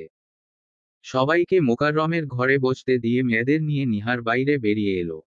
বাড়িতে যতই রোগী থাকুক, আত্মীয় স্বজনের খাওয়ার ব্যবস্থা করা চাই। এই সকালবেলা সবার জন্য অন্তত চায়ের আয়োজনটুকু করতে হবে। এমনিতেই মোকাররম এখন বিপদমুক্ত। শরীর অত্যাধিক ফুরবল হয়ে পড়ায় সপ্তাহখানেক বেডরেস্টে থাকবে হবে এই যা। রান্নাঘরে দুই মেয়েকে সাথে নিয়ে দ্রুত নাস্তার ব্যবস্থা করছে নিহার। দরজায় এসে দাঁড়িয়ে পরখ বলল, আন্টি, আমাকে এবার বের হতে হবে। নিহার ত্রস্ত পায়ে এগিয়ে এসে জানতে চাইল, এত সকালে কোথায় যাবে? ভার্সিটিতে ক্লাস আছে, এখন না বেরোলে দেরি হয়ে যাবে। 2 মিনিট বসো, নাস্তা করে যাও, অফিসে গিয়ে খেয়ে নিব আন্টি। অনেক দেরি হয়ে গেছে আমার। কোনো দেরি হবে না, তুমি আদ্রিকার ঘরে গিয়ে বসো, আমি এক্ষুনি তোমার নাস্তা পাঠিয়ে দিচ্ছি। আর দুপুরে এখানে এসে খাবে কিন্তু। রেস্তোরাঁয় যেতে হবে আন্টি, গতকালও যেতে পারিনি। তবে কাজ শেষ করে রাতে এসো, এখানে খাওয়া দাওয়া করে দুজনে একসাথে ফিরে যাবে। পরখকে আদ্রিকার কক্ষে পাঠিয়ে দেওয়া মাত্র 2টো রুটি, একটি ডিম ভেজে আদ্রিকার হাতে ধরিয়ে দিয়ে নিহার বলল, যা, ছেলেটাকে তাড়াতাড়ি খাবার দিয়ে আয়। নিজের বাড়িতে এতদিন পর এসে আরেকজনকে নিয়ে এমন আদিক্ষেতা দেখে গা জ্বলে যাচ্ছে আদ্রিকার। তার উপর তাকে দিয়েই করাচ্ছে সেবা যত্ন। নাখোশ চেহারায় প্লেট হাতে নিয়ে বেরিয়ে যাচ্ছিল আদ্রিকা, পেছনে থেকে নিহার ধমকে উঠল, পানির গ্লাসটাকে নিয়ে যাবে। মাথায় কোনো বুদ্ধি নাই এটার, কিভাবে সংসার করে কে জানে। এতদিনে আদ্রিকা বুঝে গেছে, সংসার করতে করতে বুড়ি হয়ে গেলেও মেয়েকে মায়ের ধমক খেতেই হবে। মায়ের কাছে বাচ্চারা সবসময় আনাড়ি থাকে। তাই নিহারের কথায় বিশেষ গুরুত্ব না দিয়ে পানির গ্লাস হাতে নিয়ে নিজের কক্ষের দিকে গেল। বেশ আরাম করে নাস্তা খাচ্ছে পরখ, যেন এটা তার নিজের বাড়ি, নিজের কক্ষ, নিজের পড়া টেবিল। পাশের বিছানায় বিরস মুখে আছে আদ্রিকা। নিজের বাড়িতে পরখের এমন স্বাচ্ছন্দ্যে চলাফেরা দেখতে ভালো লাগছে না। মনে খানিকটা হিংসার অনুভূতি হচ্ছে। রান্নাঘর থেকে নিহারের ডাক ভেসে এলো, আদ্রিকা, চা নিয়ে যা। চায়ের কাপ হাতে নেওয়ার ব্যস্ততায় নিজের অহেতুক আগ্রহী মুখখানা লুকিয়ে আদ্রিকা জানতে চাইল, পরখ কি মাঝে মাঝে এই বাড়িতে আসে নাকি। গরম তাওয়ায় রুটি ছড়িয়ে দিয়ে নিহার বলল, আসে তো মাঝে মধ্যে। নিহার খেয়াল না করলেও চাকতিতে রুটি বেলতে থাকা আদ্রতা কাজ থামিয়ে আদ্রিকার দিয়ে চেয়ে সন্দিহান গলায় প্রশ্ন করল, কেন, তুই জানতিস না? তোকে বলেনি কখনো? মুখে জোর করে হাসি ফুটিয়ে আদ্রিকা কোনোরকমে বলল, সব সময় কি বলে আসে নাকি? কখনো হুটহাট এসে ঘুরে গেলে আমাকে জানায় না। সময় পেলে এমনিতেই এসে খোঁজ খবর নিয়ে যায়, 2-4 মিনিটের বেশি একদমই বসে না, কেমন আছি, কি করতেছি, দুটো কথা বলেই চলে যায়। বুড়ো বুড়ি একলা থাকি, ছেলেটা মাঝে মধ্যে এসে কথা বলে যায়, ভালোই লাগে। নিহার আপনমনে পরখের আসা যাওয়ার বিভিন্ন বর্ণনা দিতে থাকে। চায়ের কাপ হাতে চুপচাপ বেরিয়ে যায় আদ্রিকা। সন্ধ্যা পেরিয়ে পরখ যখন আবার চুপ কথা এলো, তখন মোকাররমের ঘরে পরিবারের বাকি সদস্যরা চায়ের আড্ডায় বসেছে। পরখকে দেখে নিহার আবারও আদ্রিকার উপর আদেশ জারি করল, রান্নাঘর থেকে পরখকে চা এনে দে। নিজের শান্তি ভঙ্গে বিরক্ত আদ্রিকা কটমট করে পরখের দিকে এক নজর তাকিয়ে রান্নাঘরে গিয়ে চা এনে দিল। রাতের খাবারে বাড়িতে খাওয়ার কথা থাকলেও সে আয়োজন বাতিল করা হয়েছে। বিকালবেলা মোজাম্মেল এসে এ বাড়ির সবাইকে দাওয়াত দিয়ে গেছে। অসময় হোক, তবুও বাড়িতে 2 মেয়ে তাদের জামাইসহ একসাথে উপস্থিত। বংশের 2টো মেয়ের সদ্য বিয়ে হলো, অথচ বড় চাচা হয়েও এতদিনে দাওয়াত করে খাওয়াতে পারেনি মোজাম্মেল। তাই নিয়ে উনার কষ্টের অন্ত নেই। তাই আজ সুযোগ বুঝে সবাইকে রাতের খাবারের দাওয়াত দিয়ে গেলেন। মোকাররম অসুস্থ, তাই সে যাবে না। অসুস্থ মানুষকে বাড়িতে একা রেখে নিহারের পক্ষেও যাওয়া সম্ভব নয়। অগত্যা নববিবাহিত 2 দম্পতিকে দাওয়াত রক্ষার্থে যেতে হলো। যদিও আদ্রতার বেশ অস্বস্তি হচ্ছিল মাহিনের সম্মুখীন হতে। ও বাড়ি যাওয়ার জন্য তৈরি হওয়ার সময় আদ্রতার অস্বস্তি খেয়াল করে বিকল্প অবশ্য বলেছিল, তোমার যেতে ইচ্ছে না করলে জোর করে যাওয়ার দরকার নেই। আমরা 3জন চলে যাই। আমার কথা জানতে চাইলে কি বলবে? তোমার শরীর খারাপ বা মাথা ব্যথা, কিছু একটা বাহানা দিয়ে দিব। আমার জন্য মিথ্যে বলার দরকার নেই। আমি ঠিক আছি। তাছাড়া তুমি আছো তো আমার সাথে, ভয় কিসের? মোজাম্মেল মজুমদারের বাড়ির দোতলার ডাইনিং রুমে বিশাল একটি টেবিল। একপাশে বসেছে মোজাম্মেল মজুমদারের পরিবার, অন্য পাশে অতিথিবৃন্দ। বাড়ির মহিলারা খাবার বাটি নিয়ে এসে টেবিল ভরিয়ে ফেলছে। সাহায্য করার জন্য আদ্রিকা ও আদ্রতাও রান্নাঘরের দিকে গেল। রান্নাঘরের একপাশে দাঁড়িয়ে আছে অতি সুদর্শনা একজন নারী, লক্ষ্মী প্রতিমার মতন তার আদল। গায়ে জড়িয়েছে সর্ষেফুল রঙা সুতির শাড়ি, প্রস্ফুটিত ফুলটির দিকে অবাক নয়নে চেয়ে রইল ওরা 2 বোন। ওদের বিস্মিত দৃষ্টি দেখে মৃদু হাসল মৃদুলের স্ত্রী, শান্তি, নববধূর সাথে পরিচয় করিয়ে দিল। আমাদের মাহিনের বউ প্রভাতী, ছেলের কপাল দেখো, চাঁদের মতো সুন্দর বউ পাইছে। আদ্রিকা ও আদ্রতা কিছু বলার আগেই খিলখিল করে হেসে উঠে প্রভাতী বলল, সাথে এটাও বলো, চাঁদের মতো কলঙ্ক আছে আমার গায়ে। বাচ্চাকালে প্রেম করেছি, প্রেমিকের সাথে কতবার পালিয়েছি সেটার হিসাবও দেও। এমন কথা শুনে আদ্রিকা ও আদ্রতা থমথমে খেলেও প্রভাতীর আচরণে অভ্যস্ত শান্তি বলল, তোমার মুখে কিচ্ছু আটকায় না প্রভাতী। নিজের সম্পর্কে কেউ এভাবে বলে? লোকে যা বলে আমিও তাই বললাম ভাবি। এক বিন্দুও বাড়িয়ে কমিয়ে বলিনি। শান্তি বিরোধ করার আগেই মৃদুলের গলার আওয়াজ শোনা গেল, খাবার আনতে গিয়ে হারিয়ে গেলে নাকি? প্রভাতী মুখ বাঁকালেও বাকি তিনজন দ্রুত খাবারের বাটি হাতে নিয়ে বেরিয়ে গেল। খাবারের আয়োজনে আছে পোলাও, বেগুন ভাজি, মাছ ভাজি, মুরগির ভুনা, গরুর গোশত, ডিমের কোপ্তা। টেবিলে সবাই একসাথে বসায়, প্রত্যেকে খাবার পরিবেশনের কাজে সাহায্য করছে। মনোয়ারা বেগম খাবারের দিকে তাকিয়ে বিরস মুখে জানতে চাইলেন, সাদা ভাত রাঁধতে বলছিলাম, সেটা কই? আমি যে পোলাও খাই না, সেটা তুমি জানো না, বড় বউ? শান্তি নিশ্চুপে তাকালো প্রভাতীর দিকে। কিন্তু প্রভাতীর মাঝে কোনো হেলদোল নেই, সে নিজের প্লেটে খাবার উঠাতে ব্যস্ত। বাধ্য হয়ে শান্তি বলল, রাইস কুকারে ভাত বসানো আছে, আমি এনে দিচ্ছি। শান্তি চলে যাবার পর কি যেন ভেবে প্রভাতীয় চেয়ার ছেড়ে উঠে রান্নাঘরে চলে গেল। অপরিচিত পরিবেশে অস্বস্তিতে আড়ষ্ট হয়ে বসে আছে আদ্রিকা, আদ্রতা, বিকল্প ও পরখ। অন্যদিনে মোজাম্মেল মজুমদারের পরিবারের মুখ থমথমে। নিস্তব্ধতা ভেঙে শব্দ করে উঠল মৃদুলের মোবাইল। ঝটপট কল রিসিভ করে হু হা দুটো শব্দ উচ্চারণ করে কল কেটে দিয়ে মাহিনের উদ্দেশ্যে বলল, তোর মোবাইল কই? মাহিন চোরাচোখে রান্নাঘরের দিকে তাকিয়ে চাপা স্বরে জবাব দিল, প্রভাতীর কাছে। তোর মোবাইল ওর কাছে কেন? গেম খেলে, ক্রাশ ক্যান্ডি নাকি যেন নাম। ওর মোবাইল কি হইছে? ওটাতে খেলতে পারে না? তোর বন্ধুবান্ধব আমাকে কল দিয়ে তোর খোঁজ করে। মোবাইল নিজের কাছে রাখবি। ওর মোবাইলেও খেলে, ওটার চার্জ শেষ হয়ে গেলে আমারটা নিয়ে রাখে। পাসওয়ার্ড দিছিস কেন? পাসওয়ার্ড দেওয়া লাগে? আমার মোবাইলে ওর ফিঙ্গারপ্রিন্ট অ্যাড করা, দুদিন পর পর আমার মোবাইলের পাসওয়ার্ডও বদলে দেয়। আমি নিজেই আমার মোবাইলের লক খুলতে পারি না। মৃদুল তাচ্ছিল্যভরা দৃষ্টি ছুড়ে দিয়ে নিশ্চুপ রইল। কিন্তু মোজাম্মেল মজুমদার পারলেন না, দাঁত কটমট করে ছেলেকে বললেন, লজ্জা করে না তোর? বউয়ের হাতের পুতুল হয়ে গেছিস তুই। বউয়ের ভয় এক কোণায় লুকিয়ে থাকিস। তুই যে আমার ছেলে ভাবতেই আমার লজ্জা লাগে। এবার মাহিনও বারুদের মতো জ্বলে উঠল। গলার স্বর নিচু করে ধমক দিক বাবাকে। তোমার সাহস আছে তো তুমি বলো ওরে, শাসন করে দেখাও দেখি। তোর বউ আমি শাসন করব? কেমন পুরুষ তুই? পুরুষদের খোঁচা দিবা না আবা? জানের মায়া সবার আছে। ওর বাপ কেমন তুমি জানো না? আমি বউকে ধমকাই, শাসন করি, আর সে বাপের কাছে নালিশ দিক, তারপর ওর বাপ এসে আমাকে ধলাই দিক, এটাই চাও তুমি? দেখছো আম্মা, আবার কাণ্ড কারখানা দেখছো তুমি।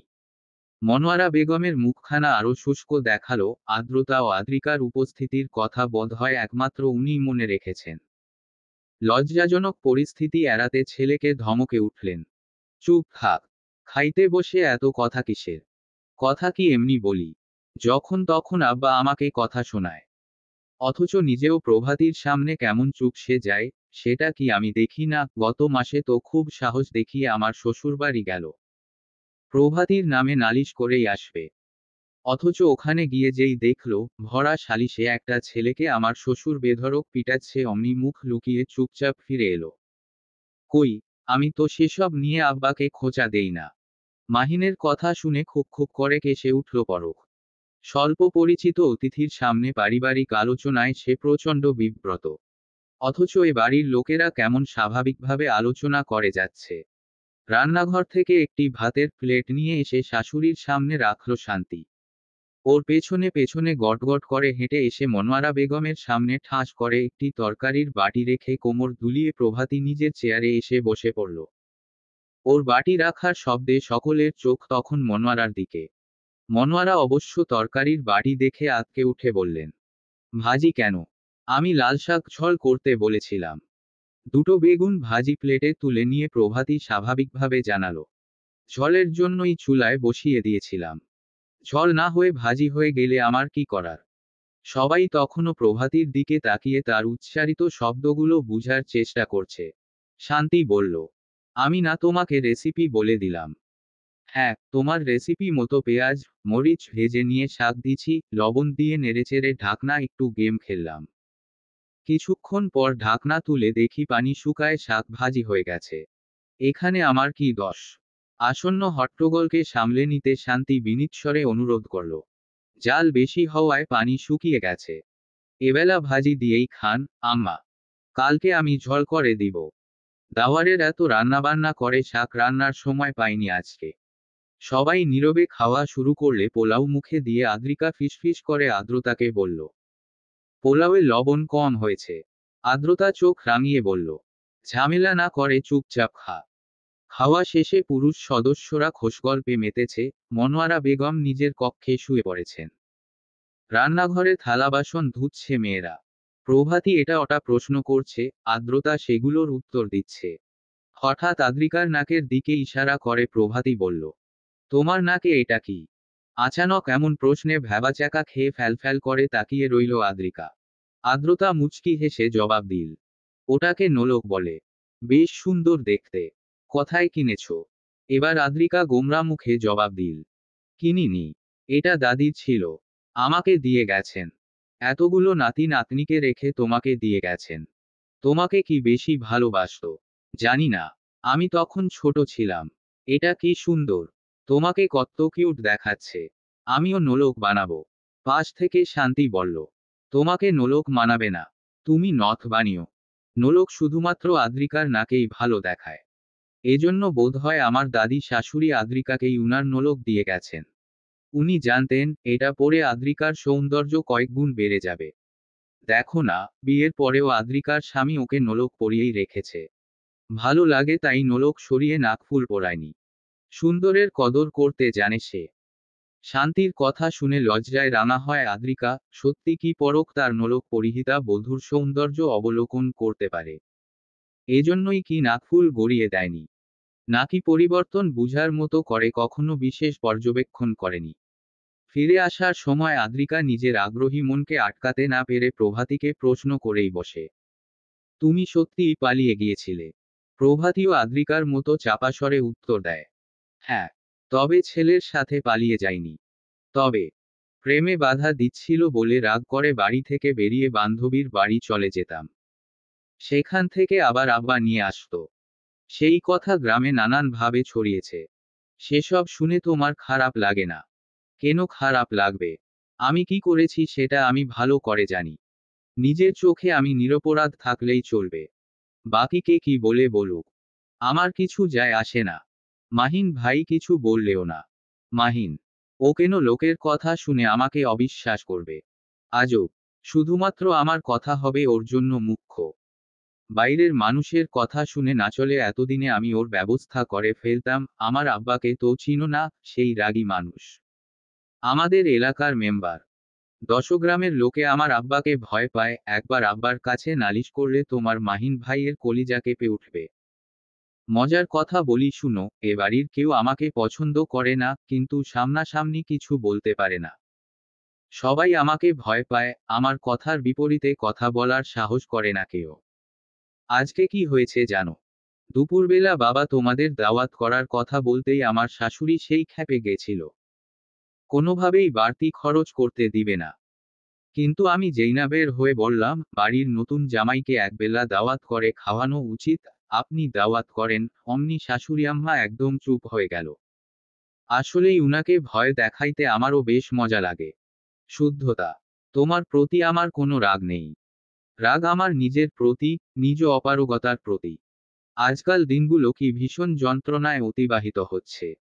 সারাক্ষণ চাপা একটা অস্থিরতা ঘিরে রাখে আমাকে।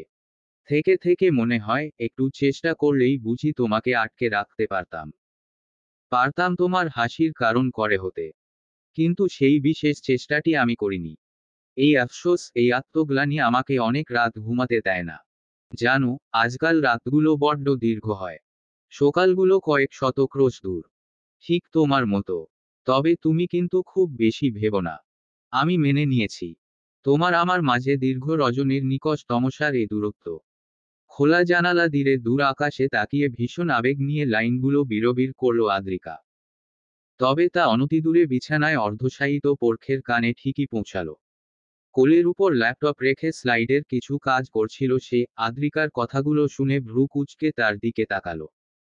শান্ত, গভীর স্বরে বলল, কারো ব্যক্তিগত ডায়েরি লুকিয়ে পড়া একটি জঘন্যতম অপরাধ। নিজের এই অসভ্য আচরণের জন্য তোমার লজ্জা হওয়া উচিত, অথচ তোমার মধ্যে লজ্জা, অপরাধবোধের ছিটেফোঁটাও নেই। উল্টো রসিয়ে রসিয়ে নিজের অপরাধের ফিকির শুনিয়ে যাচ্ছ। You are such a terrible person. বরাবরের মতো পরখের অপমান গায়ে না মেখে জানালা থেকে দৃষ্টি ফিরিয়ে মিষ্টি করে হাসল আদ্রিকা। পড়ার টেবিলের চেয়ারে পা তুলে আরেকটুখানি আরাম করে বসল। মোজাম্মেল মজুমদারের বাড়ি থেকে ফিরতে ফিরতে বেশ রাত গড়িয়ে গেছে। এত রাতে আর ফিরে যেতে দিল না নিহার।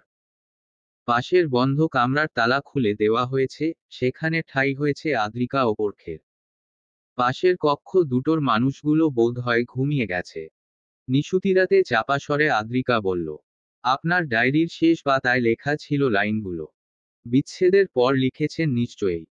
এমনিতেই উন্মাদিনীর সাথে একই কক্ষে আবদ্ধ হয়ে পরখের ভেতরকার অস্বস্তি, অস্থিরতা ক্রমশ বাড়ছে। তাকে আরেকটু কোণঠাসা করতেই বুঝি তালাবন্ধ একটি অধ্যায়ের আলোচনা সভা বসিয়েছে আদ্রিকা। নিজ গৃহে এই আলোচনা উঠলে পরখ নিশ্চিতভাবে কক্ষ ত্যাগ করে উক্ত আলোচনার ইতি টানত। কিন্তু এই মুহূর্তে তা সম্ভব হল না। যদিও তৎক্ষণাৎ ল্যাপটপ রেখে উঠে দাঁড়ালো পরখ। অন্তত কক্ষের বাইরে সে যেতেই পারে। পরখের এহেন কাণ্ডে আদ্রিকার বিশেষ ভাবান্তর হল না। টেবিলের উপর একটি হাত রেখে তার উপর গাল ঠেকিয়ে পরখের দিকে তাকিয়ে নিচু স্বরে বলল, সবাই শুয়ে পড়েছে। এখন বাইরে গেলে দরজা খোলার শব্দে আপনার আন্টি দৌড়ে আসবে। আদরের জামাইয়ের কোনো সমস্যা হলো কিনা নিশ্চিত না হওয়া পর্যন্ত তার শান্তির ঘুম হবে না। নিজ স্বার্থে অন্যকে বিরক্ত করা পরখের পছন্দ নয়। এত রাতে কারো ঘুমের ব্যাঘাত ঘটানোর চেয়ে আদ্রিকার প্রলাপবাক্য শোনা উত্তম। ফিরে এসে ল্যাপটপ গুছিয়ে রেখে পরখকে বিছানায় শায়িত হয়ে নিদ্রার প্রস্তুতি নিতে দেখে আদ্রিকা আবারও প্রশ্ন করল, আপনাদের ব্রেকআপ হয়েছে কেন? মুদিত চক্ষু জোড়া মেলে তাকানোর প্রয়োজন বোধ করল না পরখ। বড্ড অবহেলায় জবাব দিল, ব্রেকআপ হয়েছে কে বলল? সবজান্তা আদ্রিকা প্রবল আত্মবিশ্বাসের সাথে বলল, ব্রেকআপ না হলে সারাক্ষণ অমন আমসত্ত্ব মুখ নিয়ে ঘুরতেন নাকি? প্রেমে ছ্যাঁকা খেয়ে ব্যাকা হলে তবেই লোকে নারীসঙ্গ মাত্র এমন ছ্যাঁত করে উঠে। আপনাকে প্রথম দেখায় আমি ঠিকই বুঝে গিয়েছিলাম। নিশ্চয়ই কোনো সুন্দরী ললনা আপনার নরম মনটি ভেঙেছে। তুমি তো সবজান্তা শমশের। সব না জানলেও কিছুটা আন্দাজ করাই যায়। আমি এতটাও বোকা নই। বুঝলেন? বুঝলাম। তো আপনাদের ব্রেকআপ হলো কেন? তুমি যেহেতু সবই বুঝতে পারো, আর একটু বুদ্ধি খাটিয়ে এটাও প্লিজ বুঝে নেও এবং আমাকে বিরক্ত করা বন্ধ করো। পায়ের কাছে রাখা পাতলা কাঁথাটা টেনে নিয়ে মাথা পর্যন্ত ঢেকে অপর পাশে মুখ করে শুয়ে পড়ল পরখ। তা দেখে মুখ ফুলালো আদ্রিকা। জরুরি একটা আলোচনায় পরখের এমন হেঁয়ালি কি মানা যায়? আদ্রিকা ভেবেছিল অন্তত নিজ প্রণয়কাব্যে পরখ আগ্রহ দেখাবে, কিন্তু একই। এই মহাশয় পিঠ দেখিয়ে চলে গেল। অস্থির লাগছে আদ্রিকার। সবটা না হলেও ঘটনার কিছুটা তাকে জানাতেই পারে পরখ। বউয়ের কাছে ধরা পড়েও মহাশয়ের ভাব কমেনি নাকি প্রাক্তনের ব্যাপারে কথা বলতে অস্বস্তি বোধ করছে? অস্বস্তির কি আছে ভেবে পেল না আদ্রিকা। সে তো নিজেই জানতে চাইছে। আচ্ছা, শুনুন না। পরখ পরখ জবাব দিল না, ঘুমের ভান করে পড়ে রইল। আদ্রিকা জানে পরখ ঘুমায়নি। এত দ্রুত কেউ ঘুমায় নাকি? তাই আবার ডাকল, আপনার এক্স গার্লফ্রেন্ড এখন কোথায়? বিয়ে হয়ে গেছে? শ্বশুরবাড়ি কোথায়? Will you please stop? পরখের বিরক্তিঝরা কণ্ঠস্বর আদ্রিকার মাঝে নতুন উন্মাদনার জন্ম দিল। সে আরও উৎসাহ নিয়ে শুধাল, অন্য কোথাও বিয়ে হয়ে গেছে? পরখ কোনো জবাব দিল না। মৌনতা সম্মতি লক্ষণ, তাই মেনে নিয়ে আদ্রিকা ভাবুক হল। ভীষণ উদাসীনতা ঘিরে ধরল তাকে। আমার মনে হচ্ছে আপনার এক্স গার্লফ্রেন্ডের বাবা আপনাদের প্রেমের সম্পর্কে বাগড়া দিয়েছে। মুভিগুলো এমনি তো হয়, মেয়ের পছন্দ করা ছেলেকে বড়লোক বাবার পছন্দ হয় না, তারপর জোর করে মেয়ের অন্য জায়গায় বিয়ে দিয়ে দেওয়া হয়। কিন্তু সেখানে নায়কগুলো গরিব থাকে, বেকার, বড়া অসহায়। এদিকে আপনি ধনী পরিবারের ছেলে। তবে আপনাকে বাতিল করে দিল কেন? এলোমেলো যুক্তি মিলাতে ব্যস্ত হলো আদ্রিকা। ওদিক পরক কোনো সাহায্যই করছে না। চঞ্চল মস্তিষ্কে এলোমেলো দৃষ্টি মেলে তাকালো আদ্রিকা। সন্দিহান গলায় বলল, বাবার অনেক টাকা পয়সা থাকলে কি হবে? আপনি তো তখন বেকার ছিলেন। হয়তো এই জন্য আপনাকে রিজেক্ট করে দিয়েছে। বেকার ছেলের কাছে কে মেয়ে বিয়ে দিতে চাইবে? মুখ হতে পর্দা সরিয়ে আদ্রিকার দিকে তাকালো বজ্রাহত পরক। সে কি ঠিক শুনেছে? এই পাগল মেয়ে একমাত্র তাকে অপমান করল। পরখের স্থির দৃষ্টি দেখে ভয় আর্স্ট হলো আদ্রিকা। আমতা আমতা করে বলল, না মানে, সিনেমাতে এমনটাই তো হয়। জীবন কোনো সিনেমা নয়। তবে উনার বাবা আপনার সাথে বিয়ে দিল না কেন? আমার গলায় তুমি ঝুলবে তাই? তোমার কথা শুনে মনে হচ্ছে, আমার তার সাথে কোথাও বিয়ে হলে তুমি বেশি খুশি হতে। কারো প্রেম পরিণতি না পেলে আমার খুব মন খারাপ হয়। উড়ে এসে জুড়ে বসা দুঃখে আদ্রিকাকে দুঃখী হতে দেখে পরখ খুব বেশি অবাক হল না। বুদ্ধিহীন রমণীর থেকে এইটুকু হতাশামূলক কর্মকাণ্ড আশা করাই যায়। পাশ ফিরে বৈদ্যুতিক বাতির সুইচটি টিপে আলো নিভিয়ে দিল। মুহূর্তেই অন্ধকারের তলিয়ে গেল কক্ষটি। কথোপকথনের মাঝে এমন গেওর আচরণ পরখ দ্বারাই সম্ভব। রণে ভঙ্গ দেওয়ায় আদ্রিকা মুখ ফুলিয়ে উদাস হতেই যাচ্ছিল, হঠাৎ মনে পড়ায় উচ্ছ্বসিত কণ্ঠে বলল, আপনি কি এজন্যই বিদেশ যাওয়ার জন্য মরিয়া হয়ে উঠেছেন? সকালে ভার্সিটি যেতে হবে, এদিকে রাতের মধ্য প্রহর পেরিয়েছে সেই কখন। একটু ঘুমিয়ে না নিলে সকালে কিভাবে ক্লাস নিবে পরখ? অথচ এই উন্মাদিনীর অত্যাচারে দু চোখের পাতা এক করতে পারছে না সে।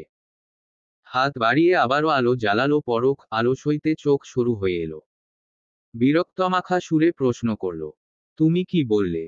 আপনি এজন্যই আপনপর সকলকে তুচ্ছ করে বিদেশ ছুটে যাচ্ছেন? কিসের জন্য? অবশ্যই, নিজের যোগ্যতা প্রমাণের জন্য। মেয়ের বাবা নিশ্চয়ই আপনাকে অনেক বকাঝকা করেছে, অপমান করেছে। আপনার আবার যা আত্মসম্মান, সেই থেকে পণ করেছেন, নিজেকে যোগ্য প্রমাণ করেই ছাড়বেন। কিন্তু মাঝখানে আমি এসে বাগড়া দিয়ে দিলাম। প্রেমঘটিত ব্যাপার তো নিজের পরিবারকে জানানো যায় না।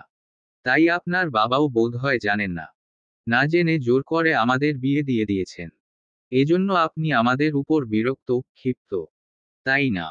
আদ্রিকার আষাঢ়ের গল্প শুনে হতবাক পরখ ভাষা হারিয়ে ফেলল। কিছুক্ষণ থমকে তাকিয়ে থেকে শান্ত কণ্ঠে জবাব দিল, জি, একদম ঠিক। চমৎকার ভেবেছ, তুমি ভীষণ বুদ্ধিমতী, আদ্রিকা। এবার প্লিজ আমাকে ঘুমাতে দেও। পরখের কণ্ঠের তাচ্ছিল্যভাব বুঝতে পেরে আদ্রিকা ঠোঁট ফুলিয়ে ভ্রু উঁচু করে আরও কিছুক্ষণ ভেবে বলল, তবে আপনি কি ওই মেয়েটার সাথে দেখা করতে বিদেশ যাচ্ছেন? মেয়ের বাবা কি মেয়েকে সুইজারল্যান্ড পাঠিয়ে দিয়েছে? Will you please shut your mouth? এবার পরখ বেশ জোরে ধমকে উঠল। পাশের কক্ষের মানুষগুলো শুনলে শুনুক, আদ্রিকার কিছু যায় আসে না। কিন্তু এই মেয়ের বাচালতা আর কোনোভাবেই সহ্য করা যাচ্ছে না। ধমকে কেঁপে উঠে আদ্রিকা সোজা হয়ে বসল। অভিমান করে ঘুরিয়ে নিল মুখ। তার পিঠের দিকে চেয়ে পরখ প্রশ্ন করল, না ঘুমিয়ে ওখানে বসে আছো কেন? আদ্রিকা ওভাবেই মুখ ঘুরিয়ে জবাব দিল, বিছানা আপনি দখল করে নিয়েছেন, আবার আমার সাথে এক বিছানায় ঘুমানো আপনার পছন্দ নয়, তাই সারারাত চেয়ারে বসে থাকবে। শ্বশুরবাড়িতে জামাইয়ের কোনো অনাদর করতে নেই। আপনার শান্তির ঘুম নষ্ট করার কোনো ইচ্ছে নেই আমার। ওখানে বসে না থেকে ওপাশে এসে ঘুমাও। আমাকে নিয়ে ভাবতে হবে না, আপনি ঘুমান। তোমার বাবার বাড়ির বিছানা আমার বাড়ির বিছানার মতো ছোট নয়। অনায়াসে দুজন ঘুমানো যাবে। বলতে দেরি নেই, আদ্রিকা ঝটপট উঠে দাঁড়িয়ে প্রায় ছুটে এলো। বসে থাকতে থাকতে কোমর বাঁকা হয়ে যাওয়ার দশা। বিছানায় উঠে বসতে শোনা গেল পরখের গলা, মাঝখানে দূরত্ব রেখে শুবে। আদ্রিকা নীরবে মুখ মুচড়ে হাত পা ছড়িয়ে শুয়ে পড়ল। সকালে ঘুম ভাঙল নিহারের ডাকে। চিৎকার চেঁচামেচি শুনে আড়মোড়া ভেঙে ঝটপট উঠে বাইরে ছুটে এলো আদ্রিকা। মনোযোগ দিতেই বুঝা গেল নিহার তাকেই বকছে। বসার ঘরে এ বাড়ির দুজন জামাই নাস্তা খেতে বসেছে। অথচ নিহার সেসব গ্রাহ্য না করে বেলা পর্যন্ত ঘুমানোর অপরাধে আদ্রিকাকে বকছে। যেন আদ্রিকা এ বাড়ির পিচ্ছি সদস্য। মায়ের এহেন আচরণে লজ্জায় মাথা কাটা গেল আদ্রিকার। রান্নাঘরে ছুটে নিহারকে বলল, চিৎকার করছো কেন? এই তো উঠে গেছি। জামাই উঠছে সেই কখন আর এই বেহায়া মেয়ে পড়ে পড়ে ঘুমাচ্ছে। ছি, ছি। লজ্জায় মাথা কাটা গেল আমার। উনার ঘুম শেষ তাই উঠে পড়েছেন। আমার শেষ হয়নি তাই ঘুমাচ্ছিলাম। এতে লজ্জা পাওয়ার কি আছে? তোর জামাই যে সকালে কাজে যাবে সেই চিন্তা নাই তোর। সকালে উঠে কি খাবে, কখন বেরোবে সেসব নিয়ে তোর কোনো মাথা ব্যথাই নাই। এভাবে সংসার করিস? আদ্রিকা বিরক্তি নিয়ে পাশে দাঁড়িয়ে থাকা আদ্রতার দিকে তাকালো। তাকেও ঠোঁট চিপে হাসতে দেখে বড্ড হতাশ হলো। এ বাড়িতে কেউ তাকে আগের মতো আদর করছে না। সব আদর আহ্লাদ পরখের জন্য। মোকাররমের জন্য খাবার গুছিয়ে নিয়ে নিহার বলল, আমি তোর বাবার খাবার নিয়ে যাচ্ছি, তোরা খেয়ে নে। আর তুই তাড়াতাড়ি খেয়ে রেডি হতে যা। আদ্রিকা অবাক হয়ে শুধাল, রেডি হব কেন? এই সাত সকালে তুমি আমাকে চলে যেতে বলছো নাকি? এভাবে তাড়িয়ে দিচ্ছ? ঢং দেখো মেয়ের। কলেজ যাবি না তুই? একদিন মিস দিলে কিছু হয় না। নিহার কিছু বলার আগেই বিরোধ জানালো আদ্রতা। কদিন বাদে তোর টেস্ট পরীক্ষা, এখন ফাঁকিবাজি করলে চলবে না। ভাইয়া বলছিল তোর নাকি বড্ড ফাঁকিবাজি করিস। একটুও পড়তে চাস না। এমন করলে কিন্তু চলবে না। আজকে কলেজ থেকে সোজা বাড়ি চলে যাবি। এই কয়েকটা দিন মনোযোগ দিয়ে পড়াশোনা কর। আব্বু অসুস্থ আর তুমি আমাকে বাড়ি চলে যেতে বলছো। এখন সুস্থ আছে। যতটুকু আছে তা দুর্বলতা। আমি আর বিকল্প এখানে কিছুদিন আছি, তোকে চিন্তা করতে হবে না। তুই পরীক্ষার চিন্তা কর। বাহ, তোমরা আছো আর তাড়িয়ে দিচ্ছ। হিংসুটের দল। আদ্রিকার নাটুকেপনা দেখে আদ্রতা মিষ্টি করে হাসল। এগিয়ে এসে আদ্রিকার মাথায় হাত বুলিয়ে আদর করে বলল, পরীক্ষা শেষ করে অনেক দিনের জন্য চলে আসিস, তখন কেউ তাড়িয়ে দিবে না। আদ্রিকা আনমনে নিচু গলায় বলল, তখন একেবারে চলে আসবো। চাইলেও আর ফিরে যাওয়া হবে না। কি বিড়বিড় করতেছিস? কিছু না। যাই আমি ফ্রেশ হয়ে আসি। নাস্তা শেষে ওরা আজকে একসাথে কলেজের উদ্দেশ্যে বেরিয়ে পড়ল। বাইকের পেছনে বসে বুক দূর দূর করছে আদ্রিকার।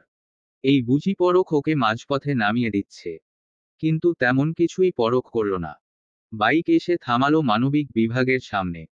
ঝটপট নেমে পড়ে পরখের সামনে এসে দাঁড়ালো আদ্রিকা। হেলমেট পরিহিত মুখটির দিকে তাকিয়ে ভাবমূর্তি কিছু বুঝা গেল না। নীরব কিছু সময় পেরিয়ে পরখ বাইক ঘুরিয়ে চলে গেল নিজের গন্তব্যের দিকে। যাওয়ার আগে কিছু বলেও গেল না। না দিল কোনো প্রণয়মাখা বার্তা, না জানালো কোনো বিদায় সম্ভাষণ। শ্রাবণের শুরুটা হয়েছে ঝুম বৃষ্টি মাধ্যমে। প্রকৃতির বুকে এত অভিমান লুকিয়ে আছে কে জানত। দিনরাত নিরবধি চলছে তার বর্ষণ। চারদিকের গুমোট আবহাওয়ার দিকে তাকিয়ে চঞ্চল কিশোরীর মন ভার হয়ে আসার উপক্রম। উচ্ছল দুরন্ত কিশোরটাও বন্ধ ঘরে আটকা পড়ে আছে। খোলা জানালা দিয়ে মলিন মুখে তাকিয়ে দেখছে প্রকৃতিকন্যার অবিরাম জলধারার নাচন। মায়ের বকা এড়িয়ে সে হয়তো ঘর ছেড়ে আজ বাইরে বেরিয়ে পড়ত। ঘরবন্দি জীবনযাপন সে ক্লান্ত।